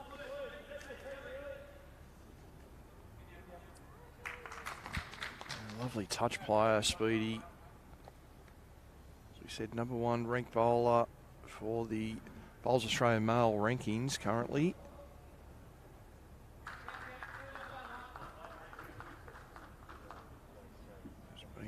Playing. Yeah, absolutely. Weight. Okay. Right through this.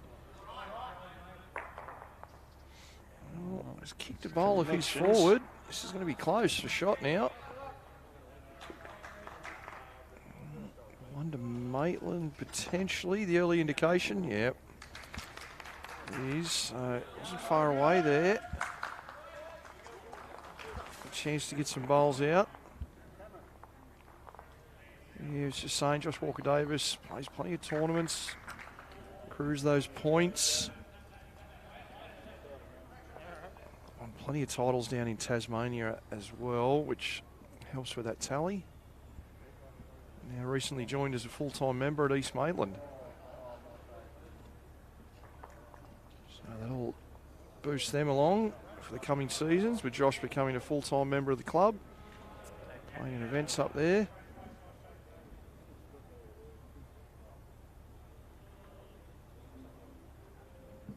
Also allow them access to some other marquee players future seasons.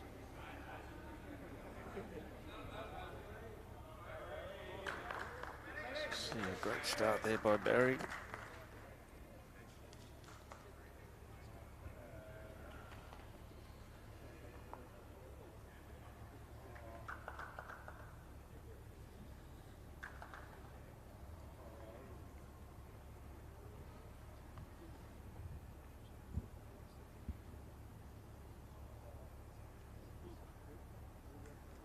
So another game from around our venues has now completed. And it was the 𝗟𝗓𝗡𝗨𝗠 with a 20-shot win, 64-44 over the Maryland's Magic. 9 points to 1. A sole rink point won by Aaron Sheriff's rink. So that now confirms 𝗟𝗓𝗡𝗨𝗓 as our minor premiers. They finished the season 10 wins and 1 defeat. 95.5 points. A fantastic effort from the Bull Ants. And they'll go into our finals weekend as favourites, getting that first session off. And just a small amount of $5,000 to add to the kitty. Add to the tally. Put that straight over the bar, wouldn't you? Yeah, you'd hope so. Hey. Well, the place was pumping last night. We featured our Mount Lewis and Winnie League's game there Yep. last night. And I went inside just to grab a quick drink afterwards, and I think it might have been Vietnamese karaoke. The place was packed. Packed. If only I couldn't understand any of the songs. If only I had known. Good shot, Benny Osborne. Benny. Here's 𝗟𝗓𝗡𝗡 finishing on top of the ladder. So still 4 other matches, including the one we're bringing you at the moment, to be finalised.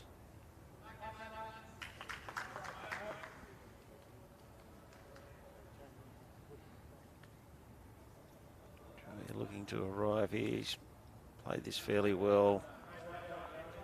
Very good shot. Head's certainly getting a lot tighter now. Yeah.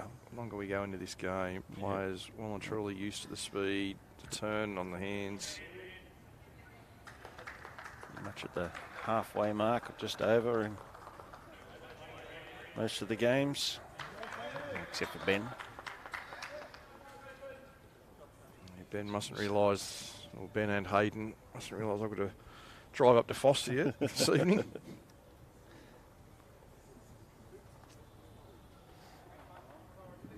They're trying to win their game. They've got no consideration for me whatsoever. Just wrong, just wrong. If you push this all the way, Joey, right on line, not quite. Still East Maitland holding shot. So we see it looks 2 to Baker. Takes him out to 14-7 after 14 ends.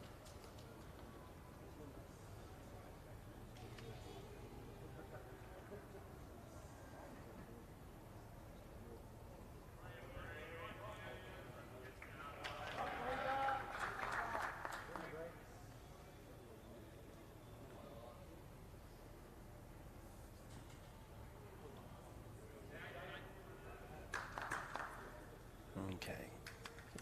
Matthew be looking to try and really nail this jack. Just off centre line. First one in. Going to have a big advantage here. A few goes at it since the jack's moved off the centre. No one's quite found it perfectly.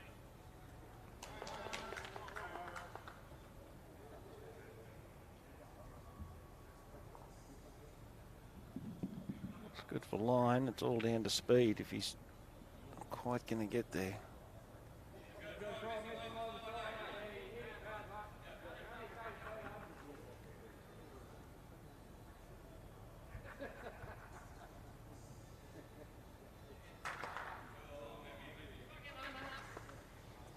Thought was heavy out of the hand.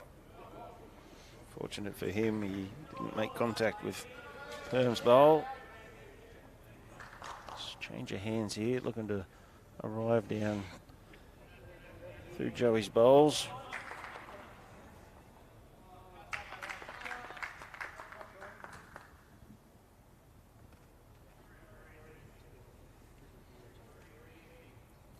Certainly got the arriving bit right, just anything but the gap. Clear air, and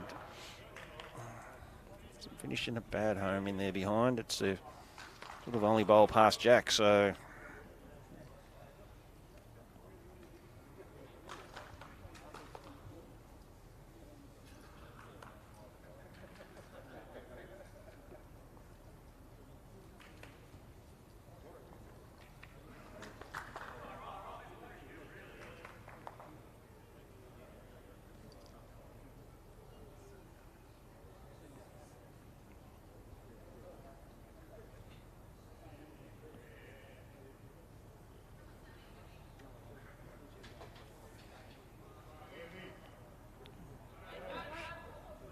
touch high here, Josh.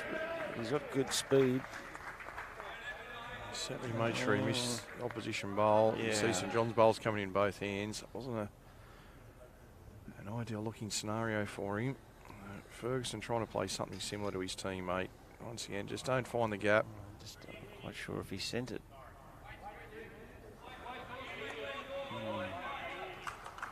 Sort of knew as soon as he let it go.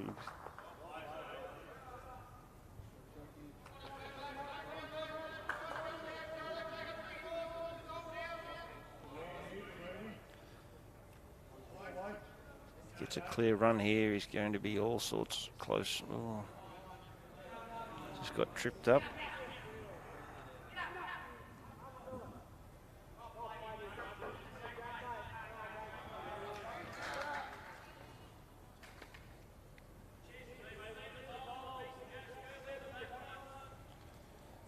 He's dismissed on the high side this time, so disappointed with those couple. He will be, yeah. 2 shots further to the Griffins. I'll go out on this rink now, 16 shots to 8. 14-7. Now Sean Baker in front, and 14-6. Ben Twist leading Hayden 𝗟𝗡𝗡𝗨𝗠. So 36 shots for St. John's. It's 17 to 8 on this rink. Okay, maybe they didn't put one from previous. They didn't put the previous end over. Okay. Yeah, they went tricking us. 11 ends to 13 ends. Okay, yeah, Benny Twist with a couple extra on his to go on, so 36-30. And 37 ends now played.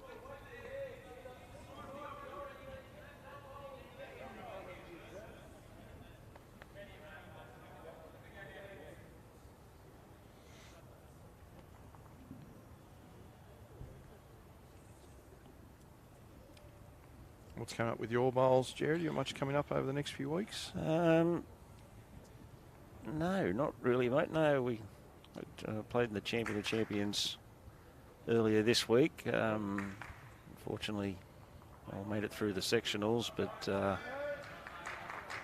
run into a very hot Corrimal side. I got a lead lesson from Tim 𝗟𝗏𝗡𝗡𝗡. Tim Cav, yeah. Played exceptionally well for the whole 21 ends. So if you're listening, Tim, I hope you keep that form up for the Inner Zone Championships, leading on the rink that I'm playing in. However, we will come up against Tim in our Grade 1 pennant final down here next weekend. So you can have a little lapse in form next week and then get it all the way back for the Inner Zone. But yeah, after that, yeah, not too much. Sort of our club calendar's winding down. Got graded pairs, men's graded pairs final at some point once we find a date. Don't envy the job over there with the amount of representative bowlers that you have at the club, men and women, trying to fit in the amount of events to complete the season. Battery's turn to get the best things up front. This might be the change in tactics we were talking about.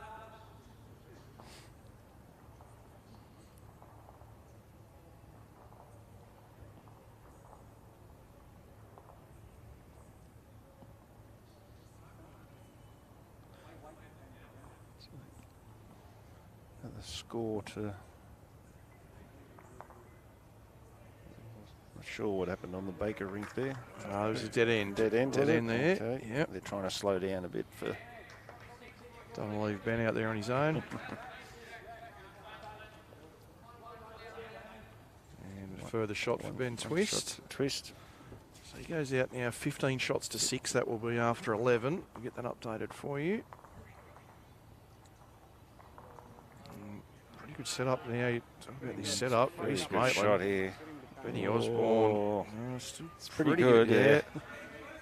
Getting that other bowl away from the front of the jack still okay. Unfortunately, Joey's first bowl right on centre rink. The one time you don't want to find the centre line. Just makes that running bowl tough.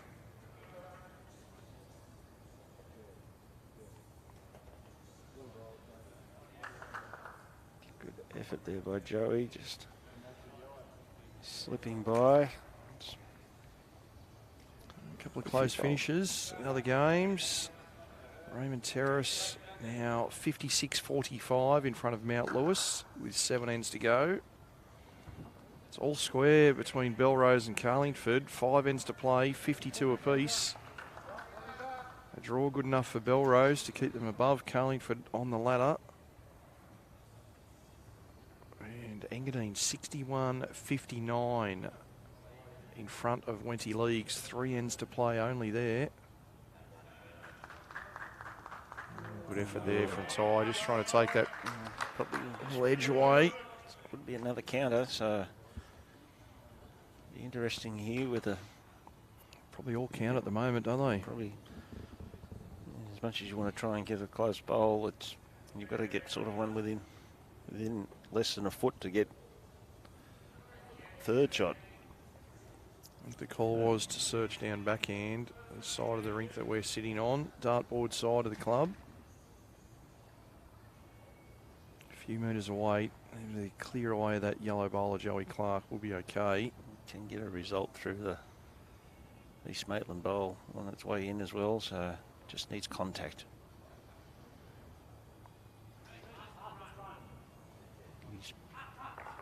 Oh, that's a great shot. Great shot. Got second shot out of that. Yeah. Great shot. Had to make some kind of contact and did so.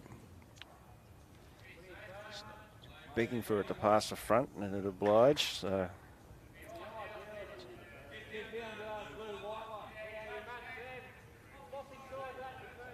He was worried he was going to catch the front, but just did enough to get past.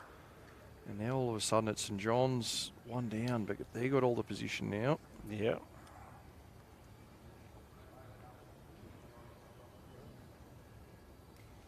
Ty's just going to go past that pack of bowls. Half a metre trail, 4 shots here on offer.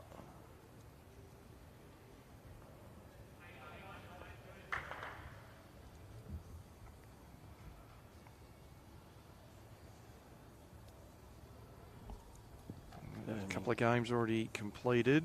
It was 𝗟𝗓𝗡𝗡 confirming themselves as minor premiers. 64 shots to 44 over Marylands. And Rillagrilla's 68-47 winners over Tarrant Point. Bowl of Perms just underneath. So for Josh Walker-Davis, you can see the danger just past. 2 white and blue of 𝗟𝗓𝗡𝗡. The yellow of Joey Clark, all belonging to St John's Park. It's almost impossible for him to get there.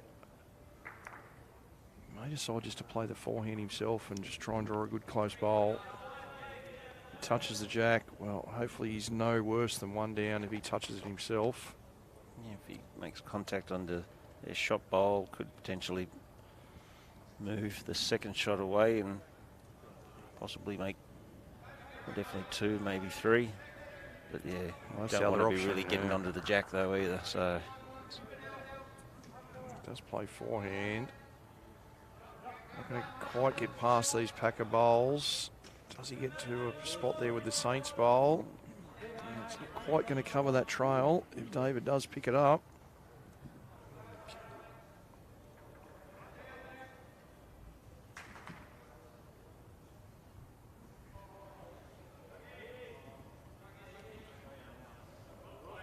Dave Ferguson, does he get past these? no. Still only 1, I think. It may give Josh the play 2 or 3 metres of weight at the shot bowl here. You sort of see on screen if he plays that extra weight, very hard for his own bowl to touch the jack. Sits that bowl, he can make 3 if his bowl stays, 2 if he gets the outside of it and runs away. He may even be able to flip up that shot bowl in behind the jack. Well, no, they decided on the cover. Past his own pink. I might have been tempted to play this forehand. I want to open up the jack, I guess, is his that's only the other worry. thing too. You do something, you know, you've won the last 3 ends and you've got the momentum on this rink. Just try and keep those ends ticking over on the scoreboard. And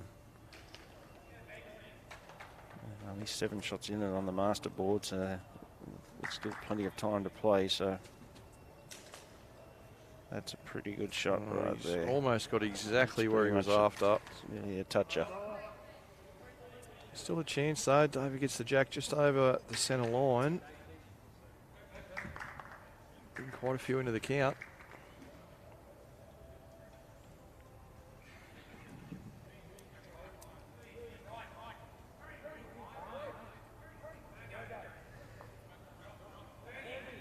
Fergo's close here. Well, awfully close to this jack. Fergo's Dave very Ferguson, close. well, just kicks a Great bit further shot, than he wanted. Fergo. Does make shot. Just wanted the jack to go as far as where his bowl landed. It won't be choosy. He's, No. as you said, stopped that run of ends for the opposition.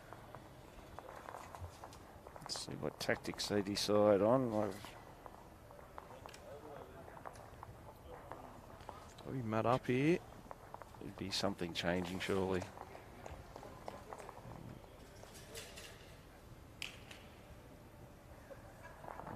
Going right back.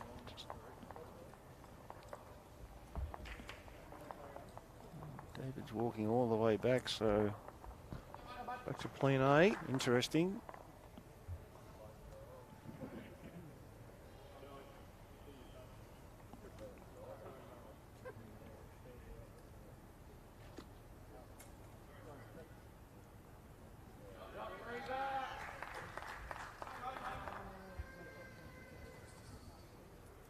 Shots now, lead on the master board.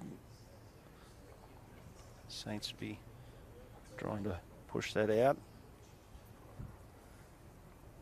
Miss Maitland doing their best to trim that lead and get into a real dogfight over the last 20 odd ends. Just hanging in, aren't they? They are, yeah. Like the little Jack Russell that you can't keep nipping at your ankles. You can't.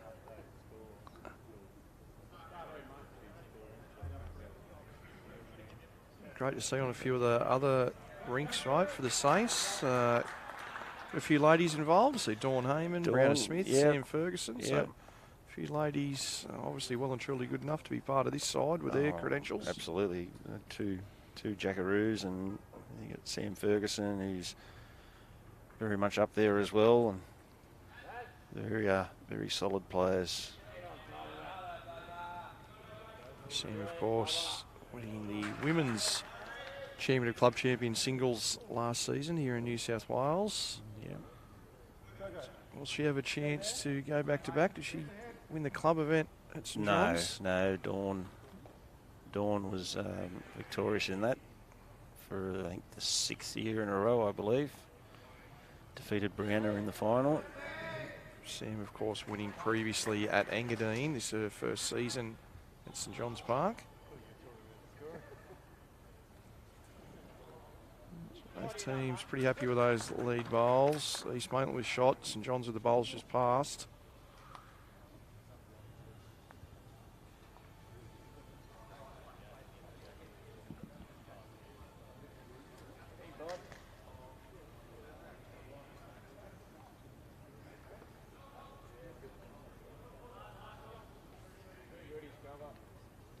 Very perfect weight again, just lost his line. Joey be looking for a nice positive draw here. Sit a bowl, trail the jack.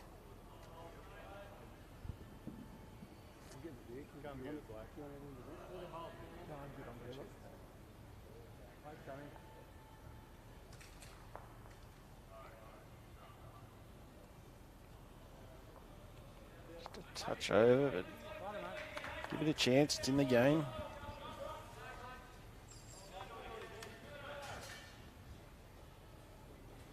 East Maitland have scored on for 𝗥𝗢𝗡𝗓. Another single there, 15-7. Now the score. 40 shots to 31 overall. Benny just leaves this one a bit behind.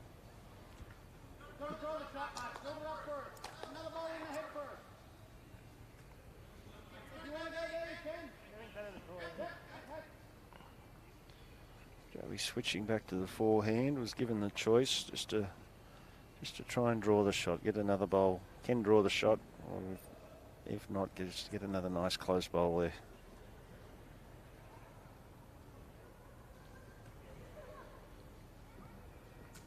Just trying to get down to the bowl. It's a good effort, another good home there. Couple of seconds. A big collection of bowls just passed here, the Saints, so not accessible really, the jack to that spot at the moment. A couple of bowls time it may be. spotting here for Ben. This one gets to the jack or just past. Ideally, anything between the jack and those two Saints bowls at the back. That's not too bad either. We might see some big weight here, maybe, just to, as much as you want to try and play the perfect bowl to get the perfect result. Sometimes you just got to whack it. Yeah, it's going to be tempting to try and get the jack down the line. But I'm not 100% sure the angles are perfect there. No. We'll be able to get a little bit of the jack, maybe only a third of it.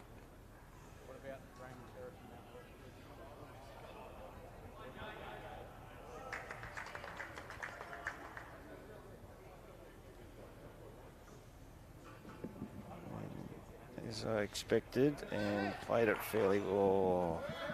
6-1 bowl out. That gives him a bit more of an angle to see that. A little bit more of the jack now. Half to 2/3 of it available now. Trail.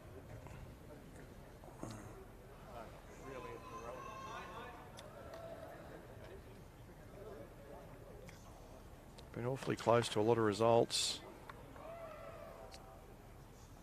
The Saints, well, this touches the jack. Well, that just makes it tricky for that trial. David saying to Matt, very similar bowl. You might be able to turn the front one away from the jack and get both. Play the same bowl. Griffin's bowls. Touch higher. Caught the front. Oh, okay. Jack out of bounds. We'll go again here in end number 15. If I'm David here, I'm pretty happy to, bring in this way, because as I said before, there's still yet to win an end going in that direction, so it'll be. It's good that they're still thinking like that, and process is clear. They obviously know they haven't been performing as well as they would like in this direction, so don't just get caught up with playing the same way just because it's easier and there's more bowls there. If you both agree, you can of course play the same way. For Josh, probably would have liked to see him. That's right. If I was Josh, I'd have been just starting to throw the bowls all the way back down the other end. But anyway, obviously not as much on the line here for East Maitland. True. Not in the finals hunt. We'll want to finish with a win, of course. Not as critical for them. And for the Saints, top 3 spot. We're just going out of their reach at the moment, with Raymond Terrace look like getting over the line. Raymond Terrace currently 59-49 in front with 3 ends to play. All on the Lee Schreiner and Brett Spur rink, still to play. Scotty Tholborn, 26-15 winner over Peter Taylor. And Matthew Bouse, 22-13 over Nathan Wise.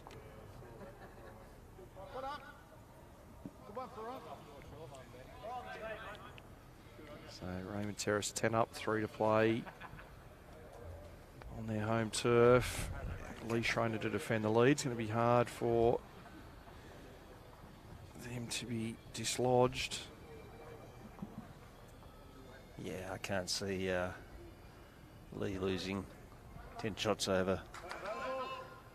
Mind you, Lee doesn't lose many shots over plenty of ends, let alone 10 shots on 3 ends. You did see it earlier on in the season, though. Round 2. He did get, one. Engadine Put him Cohen to the sword. Lidfin's rink. Yes. He put on a show there, the back half of that game. Lee Schreiner went from leading 10-8, I believe, at one stage, into going down 35-10.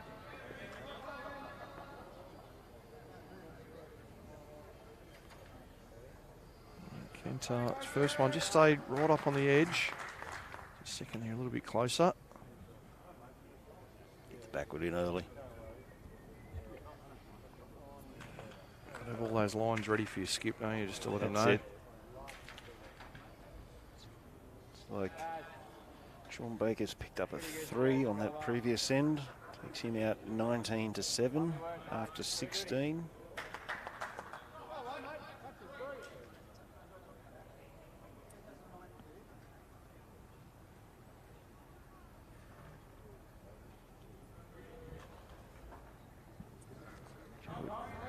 Joey on his backhand. Little trail with that jack would be ideal for him. Trying hard. Just draw the shot. Great shot, Joey.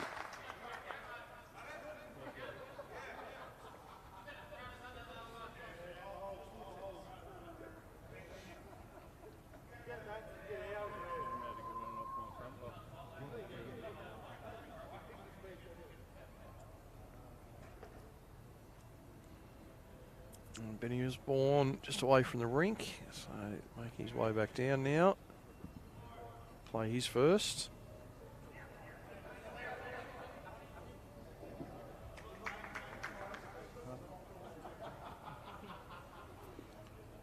Just underweight there, not a bad line if he was just reaching.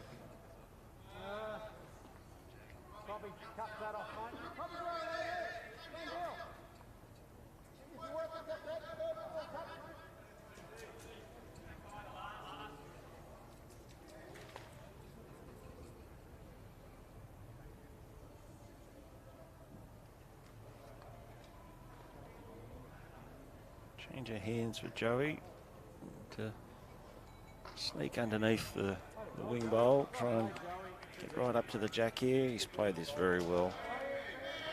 There's a couple of cracking shots at the there. top of the jack. And doesn't 𝗟𝗓𝗡𝗡𝗩 look great now, but sitting at the back. Yeah, there is a chance you probably could pick off all three bowls here. If you get that toucher through the jack. That's not great. You do edge that first yellow one, you're probably getting all three. Benny just missing his line there. He's building up the back of the rink here, if St John's Park. Yep. Not going to really improve the situation as it sits there at the moment, so just get past. Cover things up. The jack does go back. You'll hold a huge count.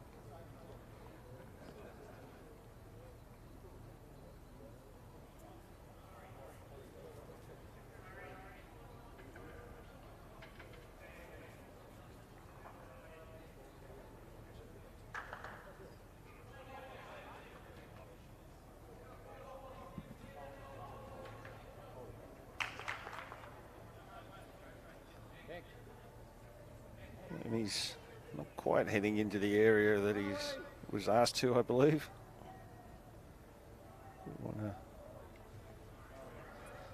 Ty's performed a few miracles early on.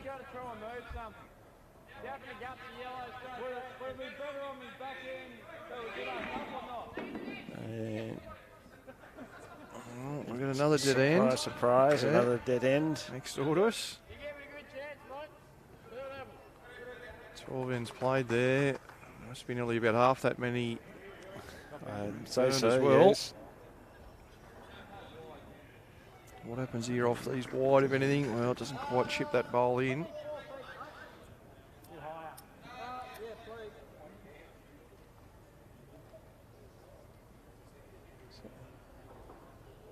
Just get the Baker scoreboard updated. 19-7 after 16 ends. 43-31. Well, Matt Peterson, what have you done here? If you get underneath here, you might be changing some angles. Not necessarily for the better. That goes straight out of bounds now with that yellow, the one that Josh just pointed to. Yeah. Not the two best bowls there from Peterson. No. Had a really, really good setup there. All the danger against East Maitland. Oh, just catches the front Here's one off. Now, just see on the replay there. One bowl out clean. Couldn't do that again if you tried. It would have looked good a long way down for this jack just to go flying out. Look at the replay there. You think, here goes the jack, and no. It's some part of the yellow, wasn't it? You just thought. Not quite. Interesting to see what David does here. Ideally, trying to pick that same gap that Perm did and just touch that jack again in behind.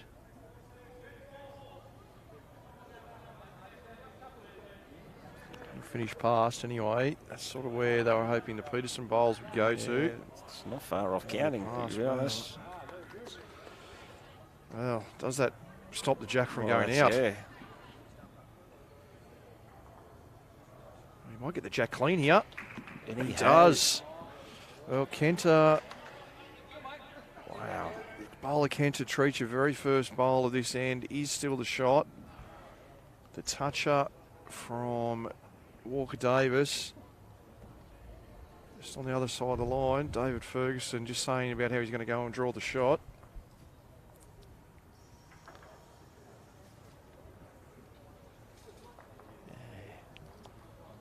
So Looked like it was going to get through the gap there for a second, but just copped a bit of it. Oh, just the angles that it was on, it was just redirecting off those yellows into the ditch. Important here for David to try and get another one thereabouts. He's very disappointed, so he's going to put that behind him and try and draw the shot here. He's on line. All on speed here. Just pulls up. Yeah, he's played it well. That will count. That is a great shot. So that's a bit of a visual for Walker Davis. Could go both bowls or try and beat that last one on the draw. Inside edge of Ferguson's back across to the 𝗟𝗓𝗡𝗡 bowl, or just try and beat that last on the draw. Just on the draw. There's a chance if he's underneath the Ferguson one, he can sit the other one. Well, it looks a bit overplayed. Very quick. A couple of shots for Ferguson. They reach double figures now. Back-to-back ends, so gets the Saints a little bit further away on the masterboard as well.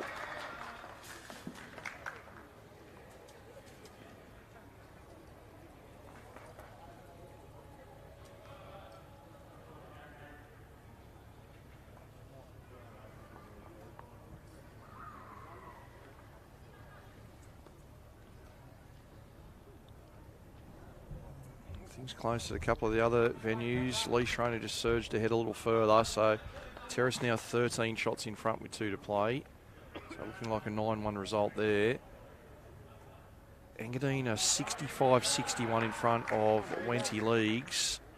There's one end remaining there. So the last team out there, Matt Lucas for Wenty Leagues, trying to pick up 5-shot count to hit the lead against Mason Lewis's Engadine Rink.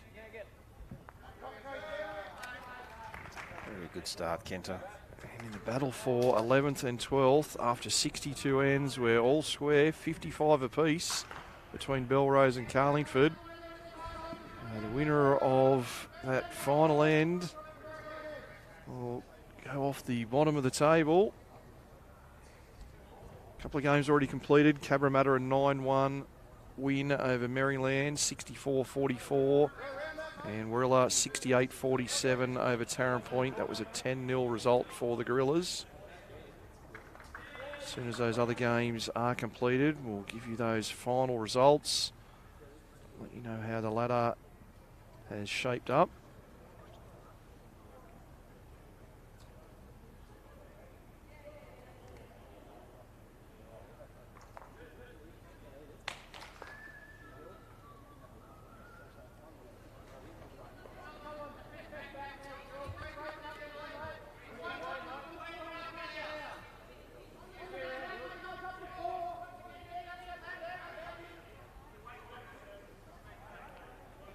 Looking to correct on his first bowl here.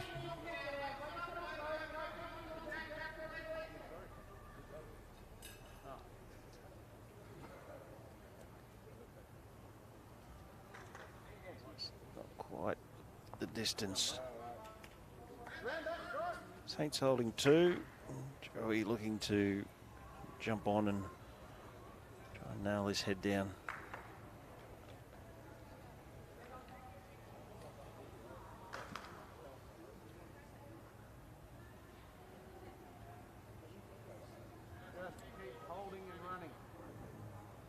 Under that line.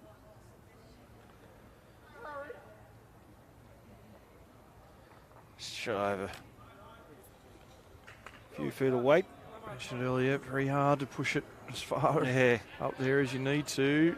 Another final score, and it was Engadine successful, 65-62 over the Wenty League's Magpies. 8.5 points to 1.5, that win for the Cougars. So a good way to finish their season.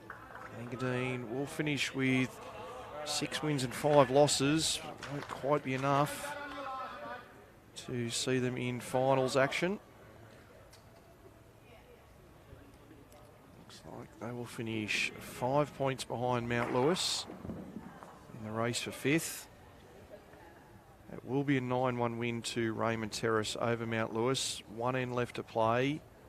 There will be no change to that possibility. It will be 9-1.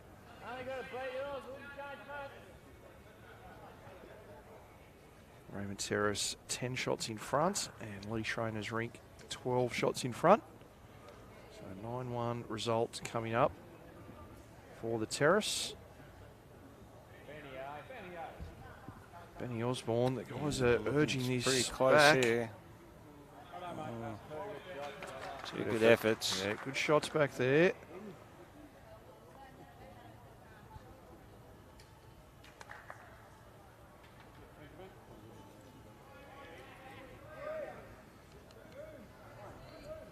Again, Belrose and Carlingford all square playing the last. Steve Rawlings' Rink up against Ryan Burnett. Rawlings' Rink have won the previous 5 ends. So do you go with the team with momentum, or will it be Burnett's side with last bowl? Come out on top there. Score currently 55 apiece playing the last end over at Belrose. Very good. Matt Peterson sits in behind those Griffins bowls. Couldn't have played that much better.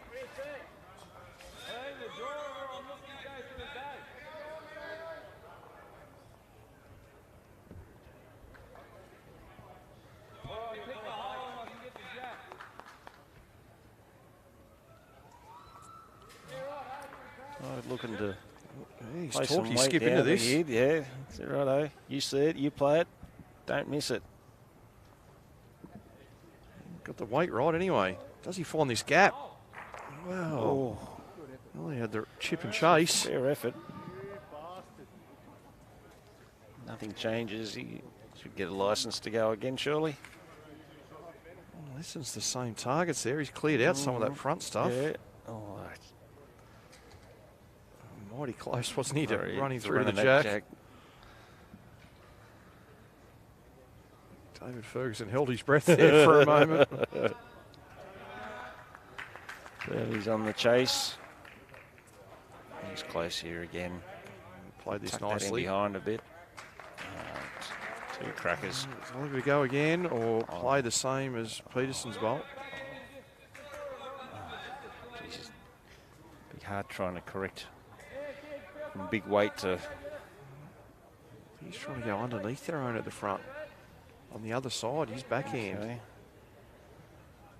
A few metres of weight underneath Barry Mungoven's bowl.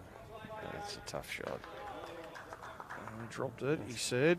I'm not liking it. Well, It's never gonna know their hang. game of This angles is here. Look at this. Oh. I mentioned it so many times during the game. That side of the green, the wider side on the draw. You cannot play it that way with running shots. And you saw Ty thought he was well underneath the line. Hits that flat spot, straightens up. Hits the jack, so Kenna Toucher stayed on the green in a pretty good spot at the back. He's given his skip a bit better angles to work with though.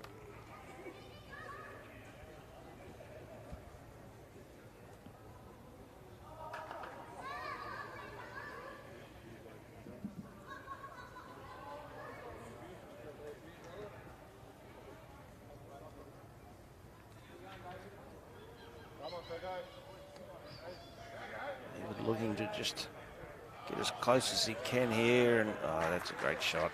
That's pretty perfect. A short bowl blocking the easy access to the drive. Well, folks, I can tell you the bottom of the table clash has completed, and it's the 𝗟𝗓𝗡𝗨𝗠 with the win, 56-55 over the Belrose Bulls. They've got home 8 points to 2 on the back of an 8-shot rink win by 𝗟𝗓𝗪𝗏𝗡.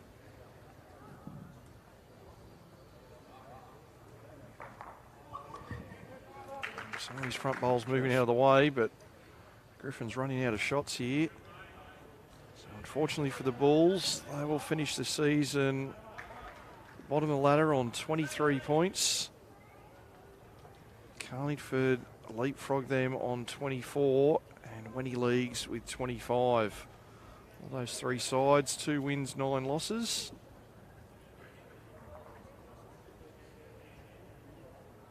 One point separating each of them.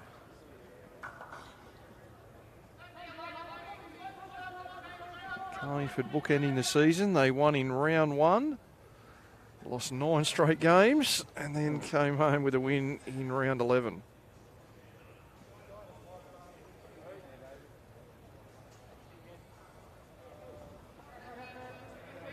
Just out of the count for Ferguson. There is some danger though for Josh.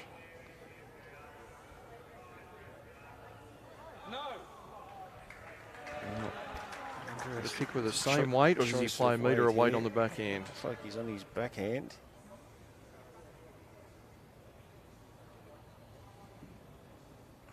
Just decide to play just a few metres up. Josh, yes, bends away. Yeah. So that will be a 3. 14-17 now. Saints really getting away on the master board. It's the last game still in action in round number 11. All our other games are now completed. So Raymond Terrace Jets, we get that final score for you against Mount Lewis. Ended up 67-52. Final, so big win there for the Terrace. So our ladder with just this one game to go. Cabramatta will top the table. First of the qualifying finals, we'll see Raymond Terrace take on Warilla. That will be Friday, May 17 at 6 p.m.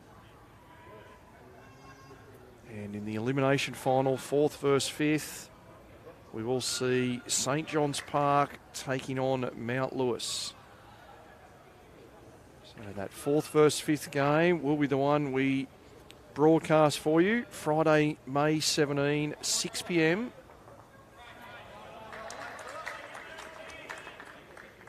At the same time, at the other end of the green, it will be the Gorillas taking on the Jets. The winner of that match given the opportunity to take on the Bull Ants.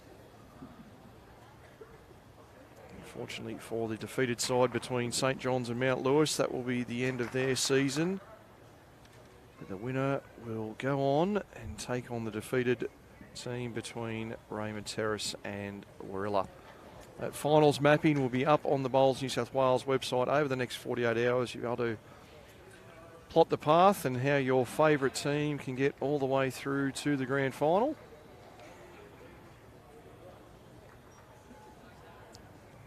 One match left to finalise, 46 ends played.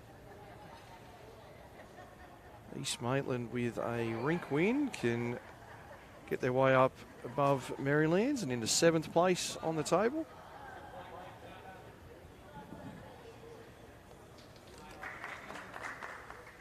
So further 2 shots to Sean Baker on the far rink. 22-9. So it's looking like a dominant overall victory for St. John's. Very close rink game here on our hands between Dave Ferguson, Josh Walker-Davis, their rinks. Looking like coming right down the last couple of ends.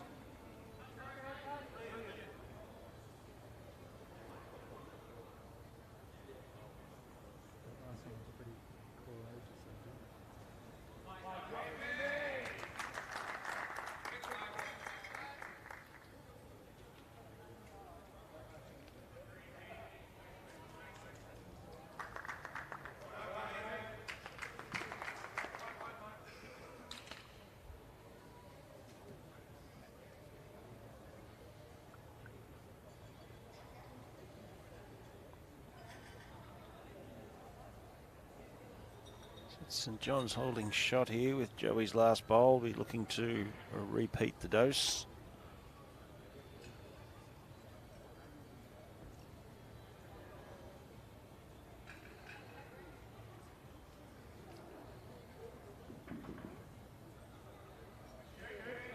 Two good shots there by the boy affectionately known at our club as Bambi.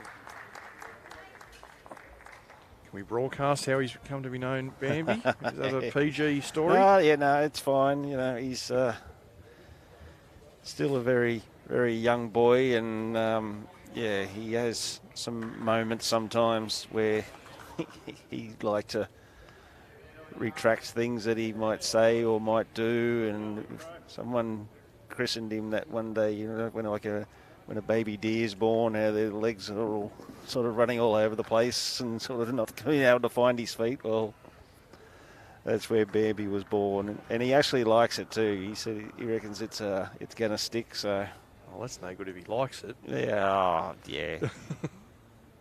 But we like it more than he does. So good.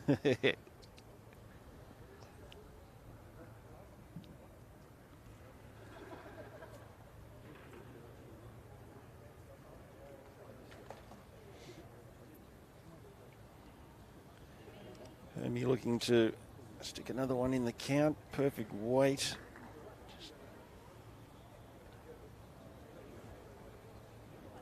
Been provided with some winners of the Zone 3 Pennant Finals. Who've taken place this morning in that part of the state. Watch this bowl from 𝗟𝗓𝗡𝗨𝗠 come in. Looks like drawing the shot. Yeah, good shot there by Ty. He's played some crucial bowls, hasn't he? He has, yes. So up in Zone 3, the Grade 1 winner, 𝗟𝗓𝗡𝗡𝗨𝗠 Services and Bowling Club. Grade 2 was won by 𝗟𝗓𝗡𝗡𝗨𝗠 City.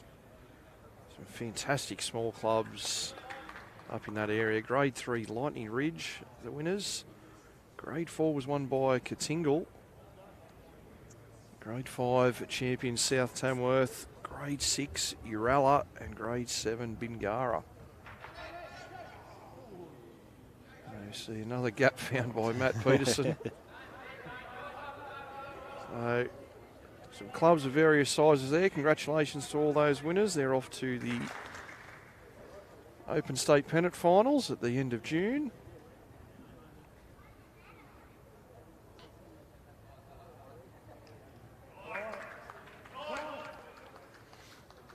Ty with another very good shot here.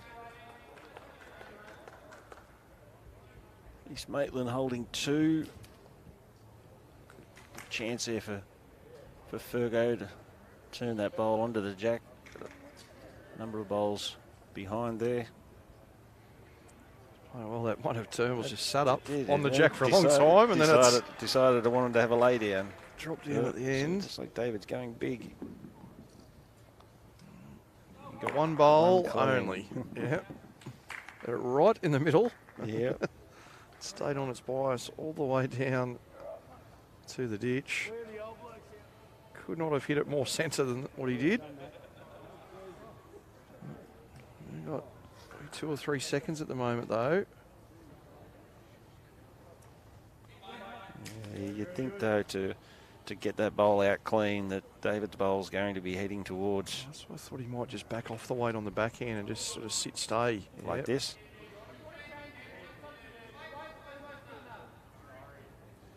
We got the sorry. Doesn't want to chip in another opposition bowl. Nearly got it to his own, but it is still one. To East Maitland.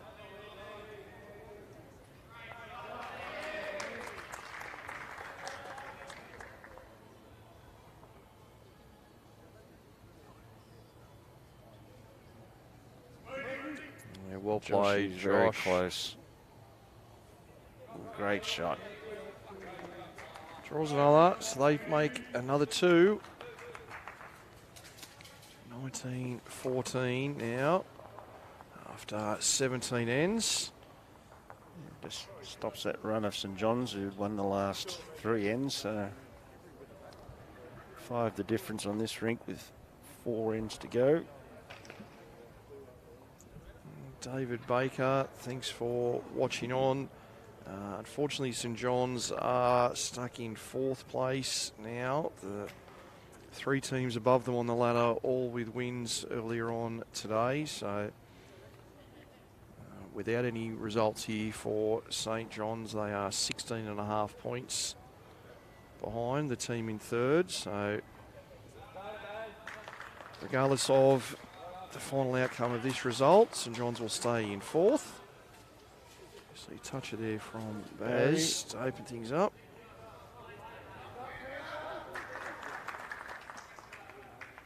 It's been quite a successful weekend for all our finalists. All 5 teams winning yesterday, and only Mount Lewis at this stage going down. The top 3 have all won again today.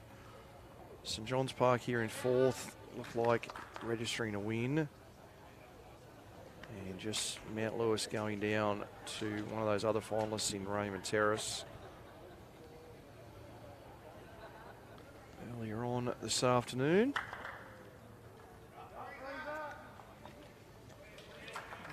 See a further 2 to Bakes over there now, playing their last end, up 24-9. Like it's been a very solid performance from all 4 on that rink. Girls up front. Brianna loves playing on down here at Warilla on the carpet, so she set the heads up very well, and everyone seems to have followed along. So very good performance. I'll let the team here at Willa know that she likes the carpet. We might be able to try and poach her for next year. 0 chances.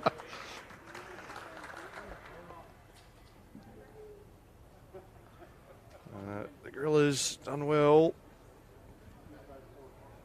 Had a huge defeat round 1 against the Terrace. Fought their way back. Finishing in 3rd place, winning 9 of their last 10 games.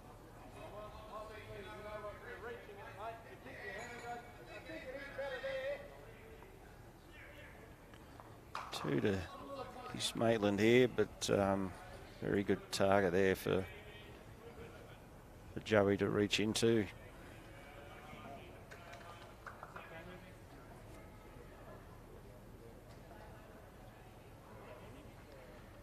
You don't mind having those ones presented to you. Doesn't want to touch anything now.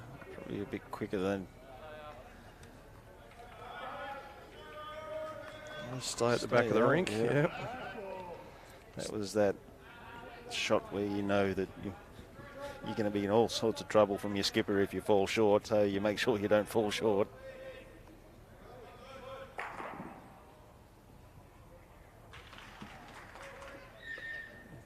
Just looking on our ladder, updated ladder on Bowls Link, and it will be all 5 finalists, the only teams finishing with a positive shot margin.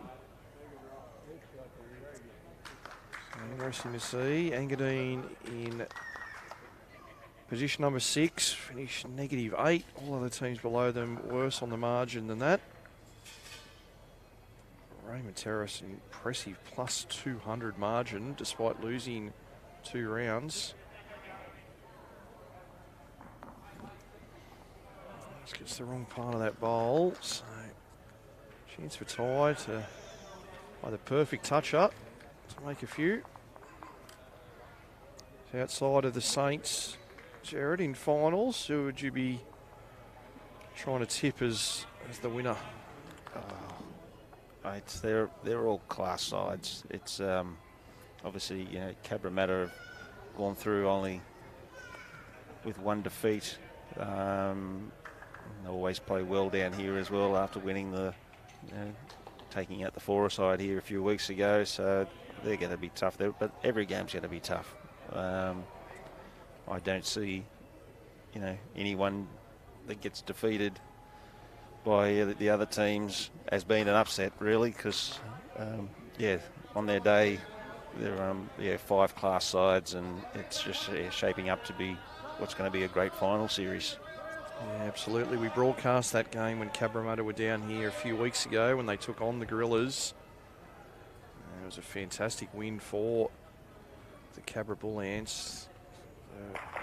Rink skip by Nick Cale had a massive result over 𝗟𝗏𝗡𝗡𝗧. Nick's skip and Jessica Tell up front were absolutely brilliant that day.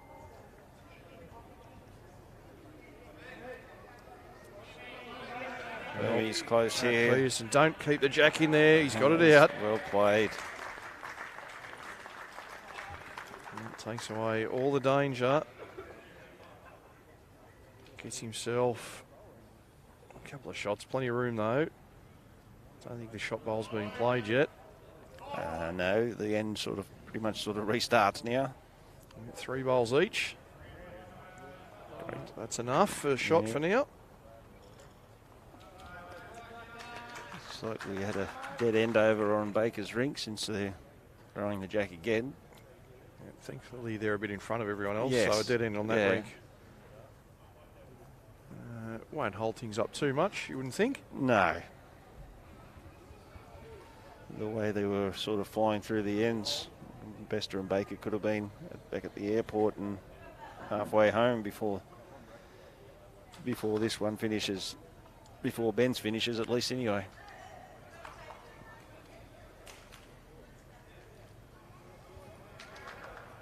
Okay, game of 2 bowl singles now between the skips.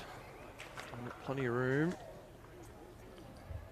First chance to get close goes to Josh Walker-Davis.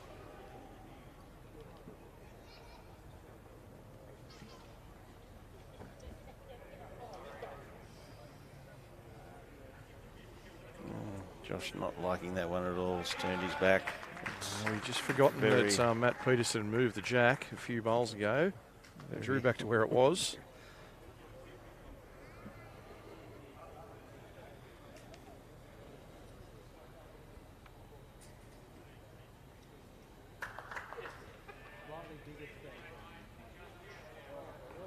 This is number 1. At the boss there. So Josh not choosing to roll his own in. He's going to try and draw it. Stalking after it. Just needs to run a little further. Just going to drop this one down, isn't he? He is, yes. They say the big corrections are the easiest ones. Yeah, my word, yeah. Just beat his first bowl there, so just did enough. You might, David might have a bit of a look down here. One sitting on the ditch. Bowler Joey Clark, his first bowl. Try and play a little weight underneath there on the backhand, maybe. Nothing too crazy, but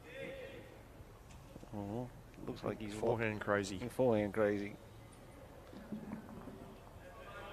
He's got his own, hasn't he? No.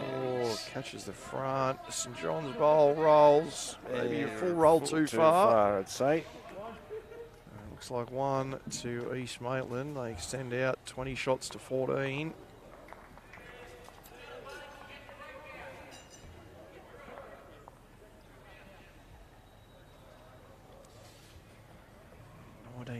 Benny Twist in front there, 6 ends to play. As we mentioned earlier, the last end between Sean Baker, Mickey Abel, 24-9.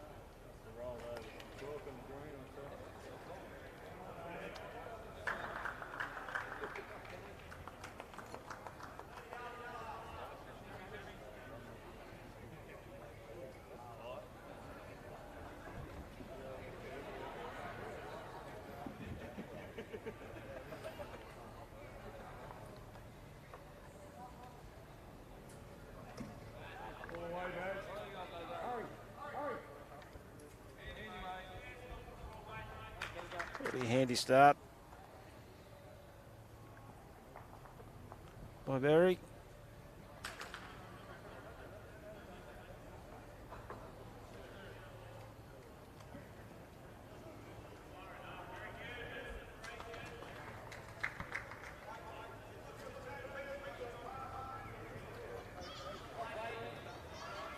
Kenta, look at this. Right to the jack. Very, very solid Kenta all game. I can see why you've been playing some of those zone events with you, mate. Absolutely.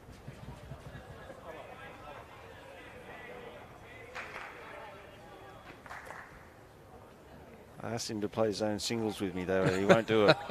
Won't do it.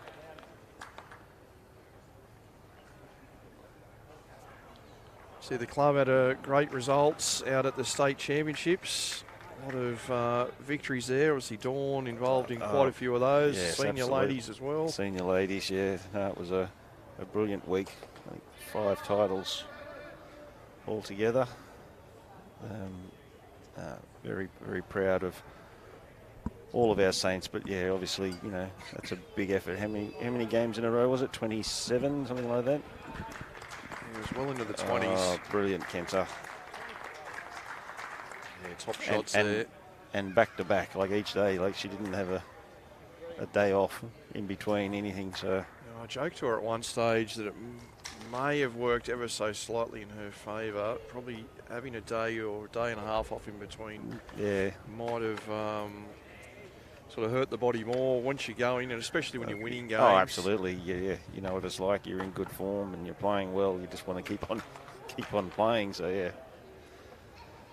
Once you have that couple of games off, or if you lose a couple of games, like in that format, you play possibly the second event after winning one, and then you get a day and a half off, and you know, it's hard to get going again. But when you're just playing every session all the way through, and obviously it's a very dominant part of the ladies bowl scene in New South Wales. 𝗟𝗓𝗪𝗔𝗧, of course, winning the other Open women's title.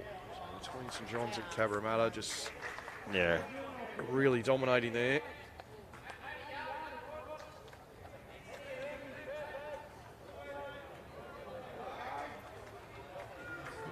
Chance here for Betty to get a bit of a result off that last one of Joey's to sort of get him back down to the shot bowls, get that jack poked out a bit.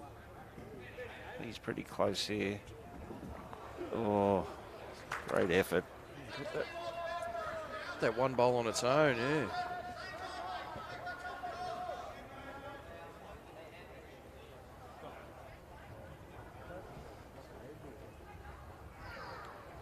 So we've completed on the Sean Baker rink. Extra two. Extra two. 26-9. A dominant second half there. The Saints team.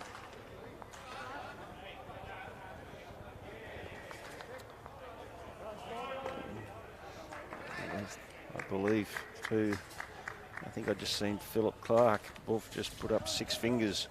Yeah, 25-8, you're right. So 6 to the Ben Twist rink as well. St John's really going away with things now. See that updated on screen. It'll be 65-37 once those 2 for Baker go on.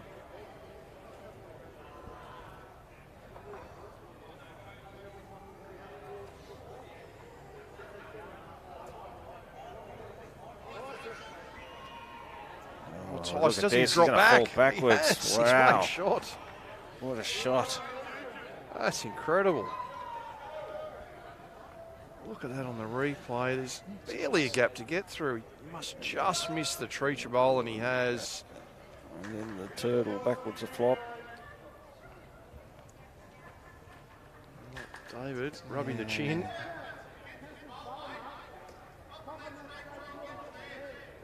Yeah, it's like a bit of contact onto the Kenta's bowl to nudge out the shot bowl.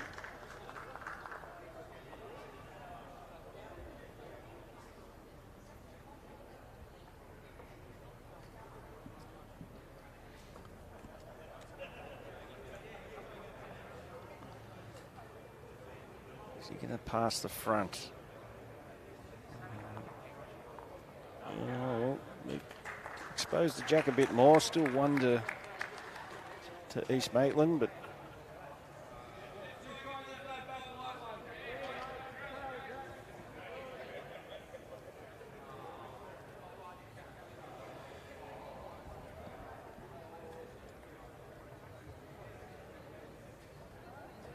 Josh asking Ty just to try and beat the 𝗟𝗓𝗡𝗏 bowl at the back, just under the line. Oh.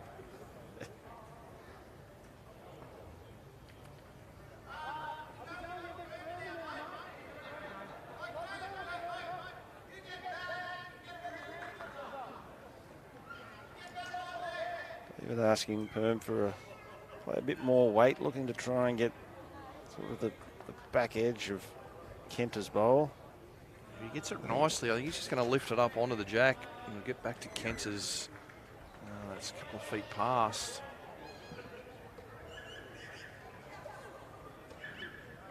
Just going to go outside there. A bit high, yeah. Yeah, missed on the wrong side there.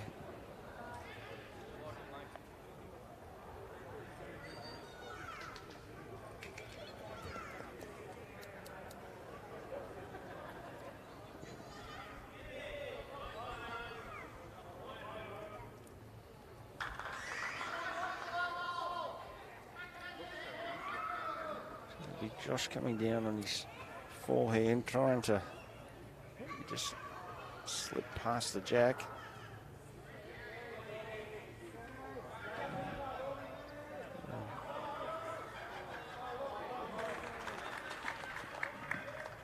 David not mucking around, looking for some connection, some contact. He's really close to very getting close this. to As that. he wanted up onto the jack. What a shot, great David. Shot, Fergo. 1 down to 3 up. It's perfect contact there.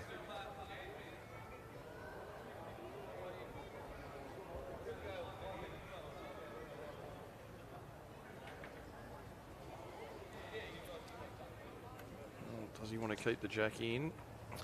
Play that weight. That's the Look at the big board.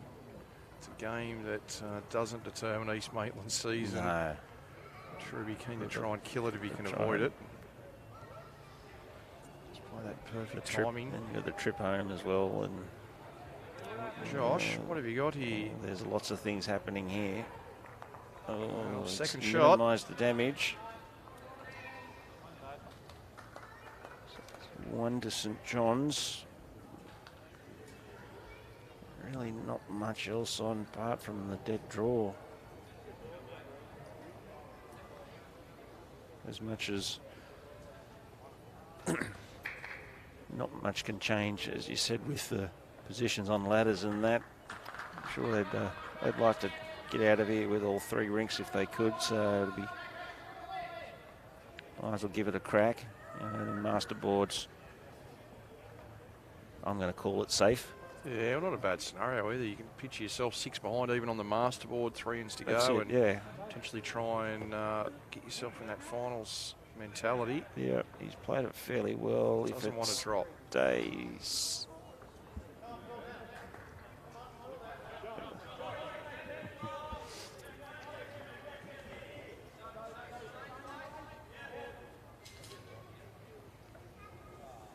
Bowler Davids did stay up, but not I quite don't close think it's gonna enough make any anyway. difference. 1.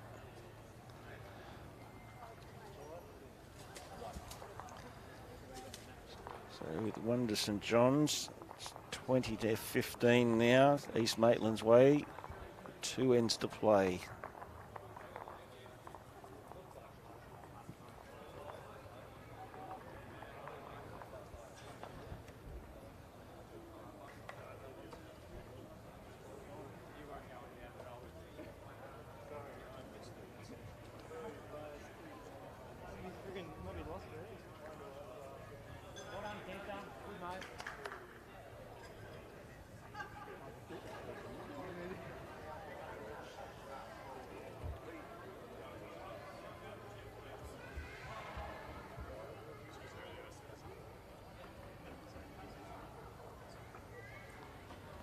once this game is completed here, Lee, will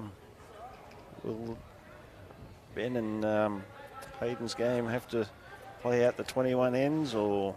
Yeah, we'll get him to play. We'll get him to play out. Probably just good as much as anything else, just to play all the way through. Yep. Get every end played. Yep. There's semi-punishment for killing all those ends as well. Fair enough, yeah. I understand it's not going to affect ladder positions, but just for the concluding in the section round of playing all the ends. Good start there by Barry.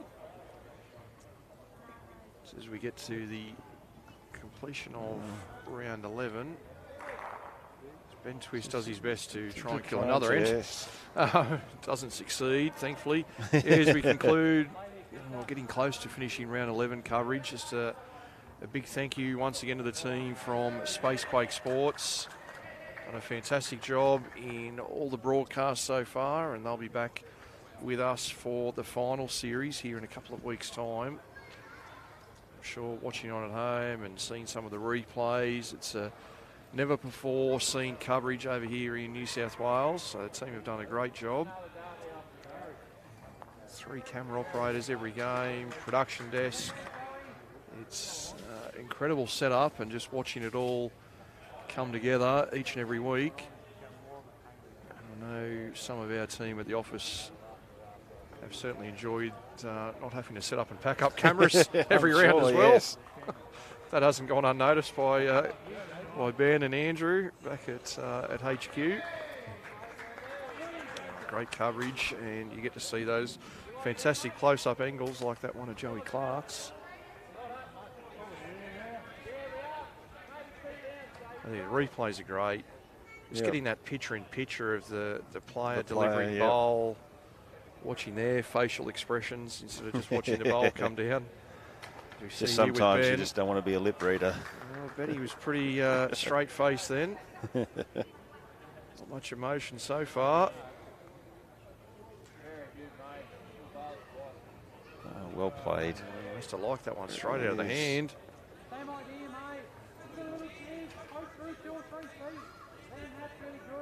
Even just with the little microphones on the cameras at either end as well, you just pick up some of the conversation and the shot calling. It is good to you get that player insight and listening to them call heads and instructions. And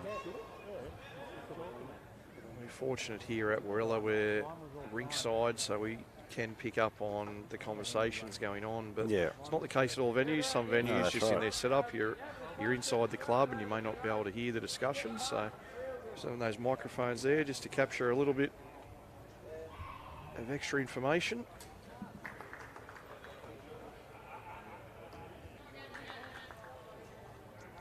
If your club or sporting organisation wants to utilise Spacequake Sports, I'm sure you can search them up and start discussions, and they'll be more than happy to cover things. I know the team have been doing ice hockey recently, plenty of baseball going on. No sports too big or small for the team.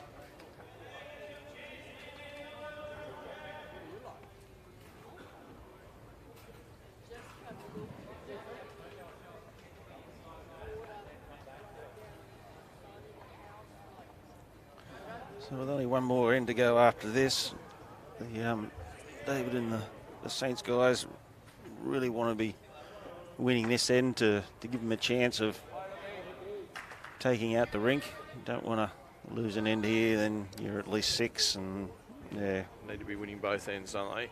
Pushing the proverbial uphill.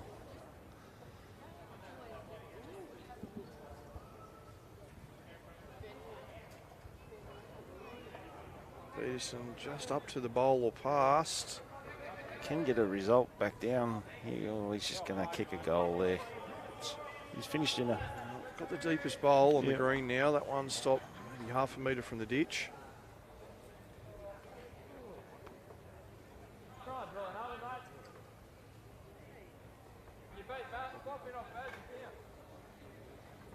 Try and draw another close bowl here.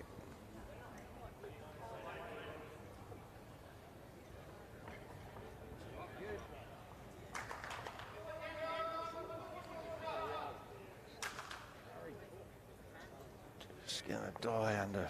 Yeah, great weight for it.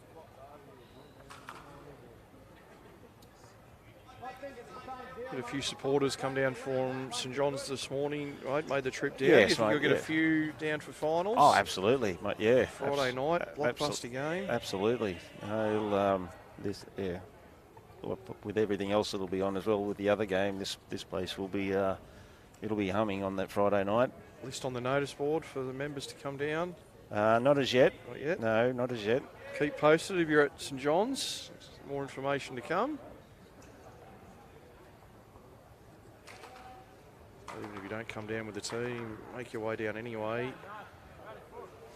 5 amazing teams going to be in action that weekend. We'll bring you some coverage, but obviously we only capture one rink. For a couple of those sessions, there'll be 6 rinks in operation. Where we are here, there's plenty of viewing areas. You see the tables in front of the dartboards down here. Oh, a bit unlucky there. Yeah. Well, there's the opportunity now for the Saints. Trail the jack. They've got some bowls at the back of the green. David Ferguson's going to get this one. Just got a feeling.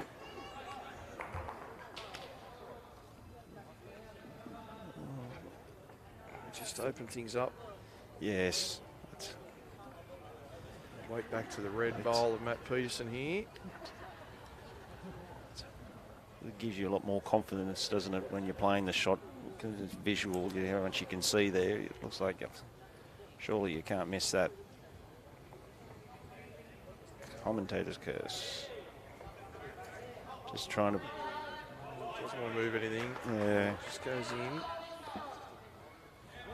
Thought he might have went a bit more direct I at was it. thinking he might play the same line, more weight with his next. Yeah. If he gets the opportunity, of course, depending on where Well, this that's one right. finishes. A really nice line. Here's Josh. Just going to pull up, though. Trying to touch the jack at the good line for it.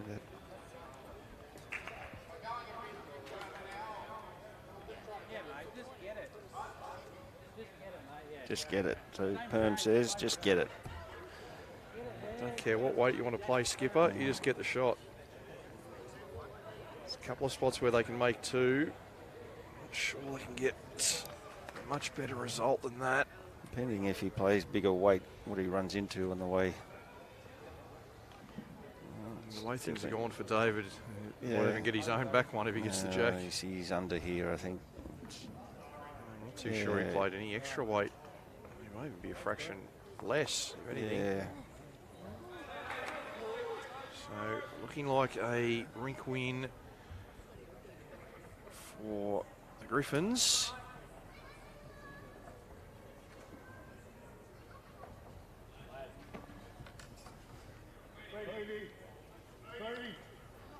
Josh is fairly close here. Yeah, great shot. Yes, well played. That's magnificent. Definitely 3. He's picked the jack up. 4. So that confirms the rink win here.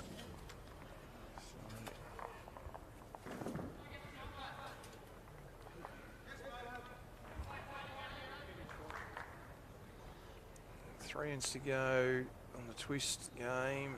1 end to go here. St John's well in front, 66-44. 67-44 actually, with twist to register another shot.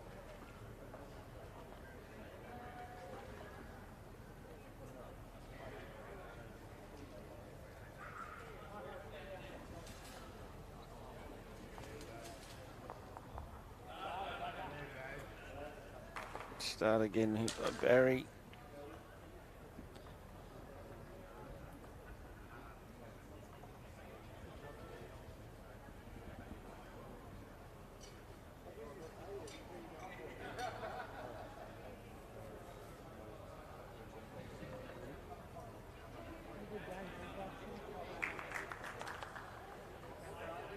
Very good reply by 𝗟𝗓𝗡. Yeah.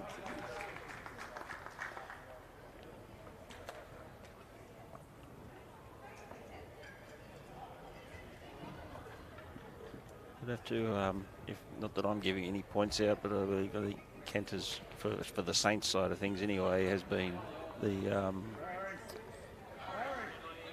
most solid, been yeah, very consistent. Yeah. Yep. No doubt about that. Played very well. For the Griffins here on this rink, probably 𝗣𝗟𝗡𝗡𝗨𝗠 turned a lot of heads around. Yeah, Ty and Josh have been, especially early on in the piece when all the heads were starting to set up for Saints, and then turned around the other way. Yeah. Every end. Yes, well played, 𝗟𝗓𝗡.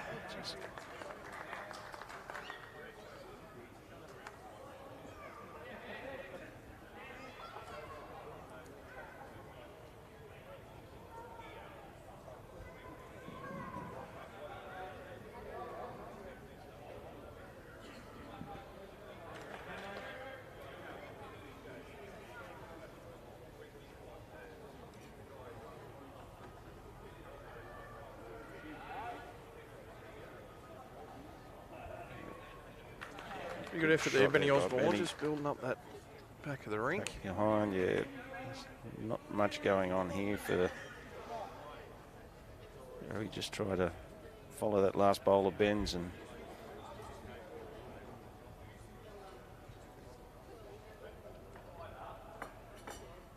Are you just travelling up on your own this afternoon? Yes, mate. Yeah, trip up to Foster. Listen to the footy on the way. And Yeah.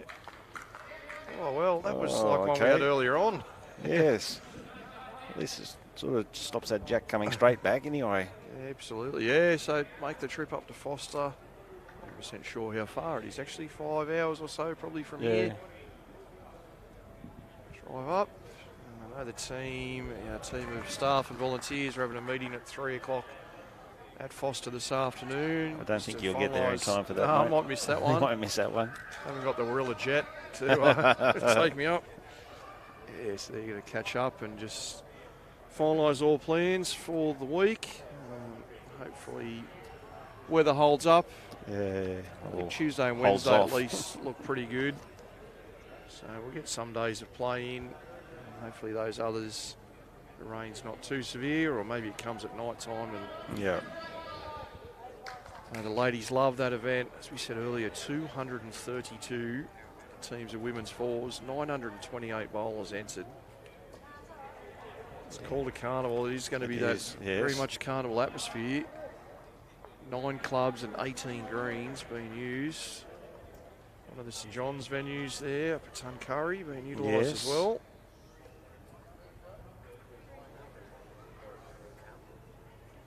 A few of our ladies will be heading up there. Will be on their way now.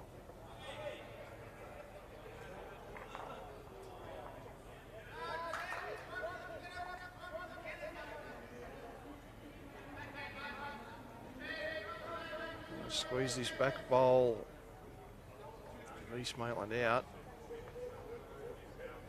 With a couple of bowls that line up well to make contact there.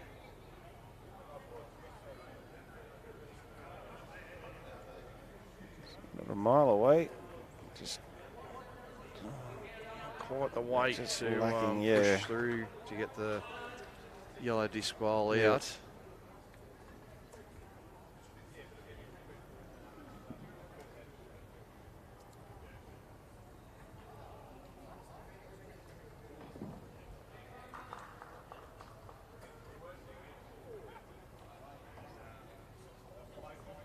Weight. good speed, yes.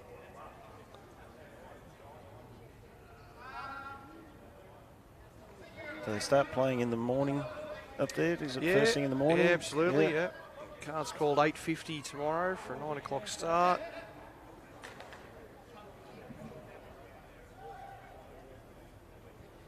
Big exercise in getting that event put together. Yeah. Oh, yeah. Saw the pile of scorecards that Andrew Lynn had at the office for that event. quite a few that would have nearly filled up his van going up today. He's played it well here. Matt Peterson drops down, makes a third. 3. Some event merchandise up there as well. So for those, any ladies that are watching that are going to the carnival, there's some Bowls New South Wales branded items. Anthony from Drake's Pride will also be there with his wide range of merchandise as well. Probably some raincoats. Anthony, if you're listening, hope you packed a few extra of those.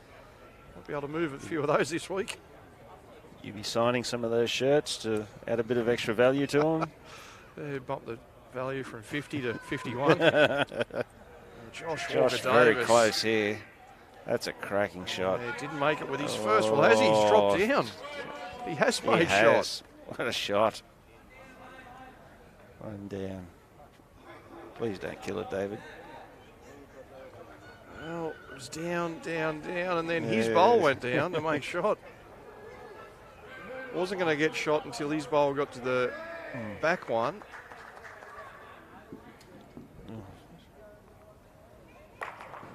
See Hayden 𝗟𝗡𝗡𝗡𝗏 on the next door rink. And I think they've... I think they got one each on the last couple of ends. They might have that scoreboard wrong there earlier, I think. So they've...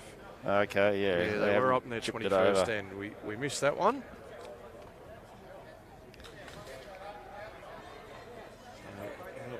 Okay, yeah, we did miss a couple of ends earlier, I see on their board, so we'll get that final rink score. That'll be on Bowls Link there and available to you. Ferguson down here, one down after that bowler, Josh Walker-Davis. Trying to get some movement onto the jack. Quite gonna maybe comes what off happens this off bowl. this. And, he's helped him with his next one, at least. I'm guessing that bowl's... David's bowl's a bit short of jack, so a bit of a shelf there for him. Not much here for Josh, apart from just trying to get a bit of cover, I think.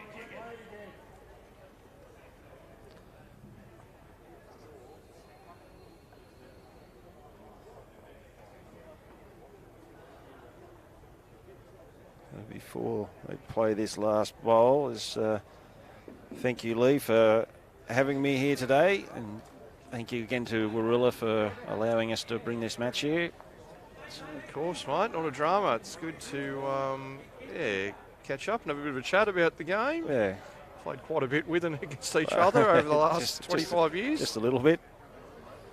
Fergo so just going to be on the high side. So it's going to be a win on this rink to East Maitland, but it is St John's get over the line on the overall comprehensive win, and they record a 9-1 victory.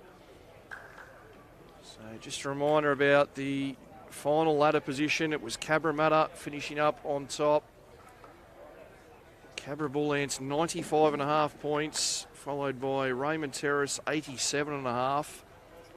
Rilla Gorillas in third on 86. St John's Park will finish the season with 78.5. And Mount Lewis rounding out their top 5 on 60. Engadine Cougars, the unfortunate side, just on the wrong side of the bubble line. They're going to finish in 6th place. 6 wins and 5 losses and 55 total points. East Maitland with this rink win by Josh Walker-Davis go into 7th on 43. Half a point behind Maryland's 42.5. Tarrant Point on 40. And then Wenty League's 25. Carlingford 24. And the unfortunate team to finish in 12th place, the Belrose Bulls on 23 points.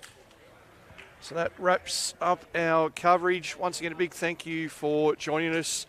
As I said, Bowls New South Wales next broadcast will be from Foster this coming Thursday for the Women's State Carnival. And for those interested in the conclusion of the Platinum Pennant, we'll be back down here at 𝗟𝗡𝗡 for finals weekend, Friday, May 17 at 6 p.m. And that will be the knockout clash between St John's Park and Mount Lewis. We look forward to seeing you then.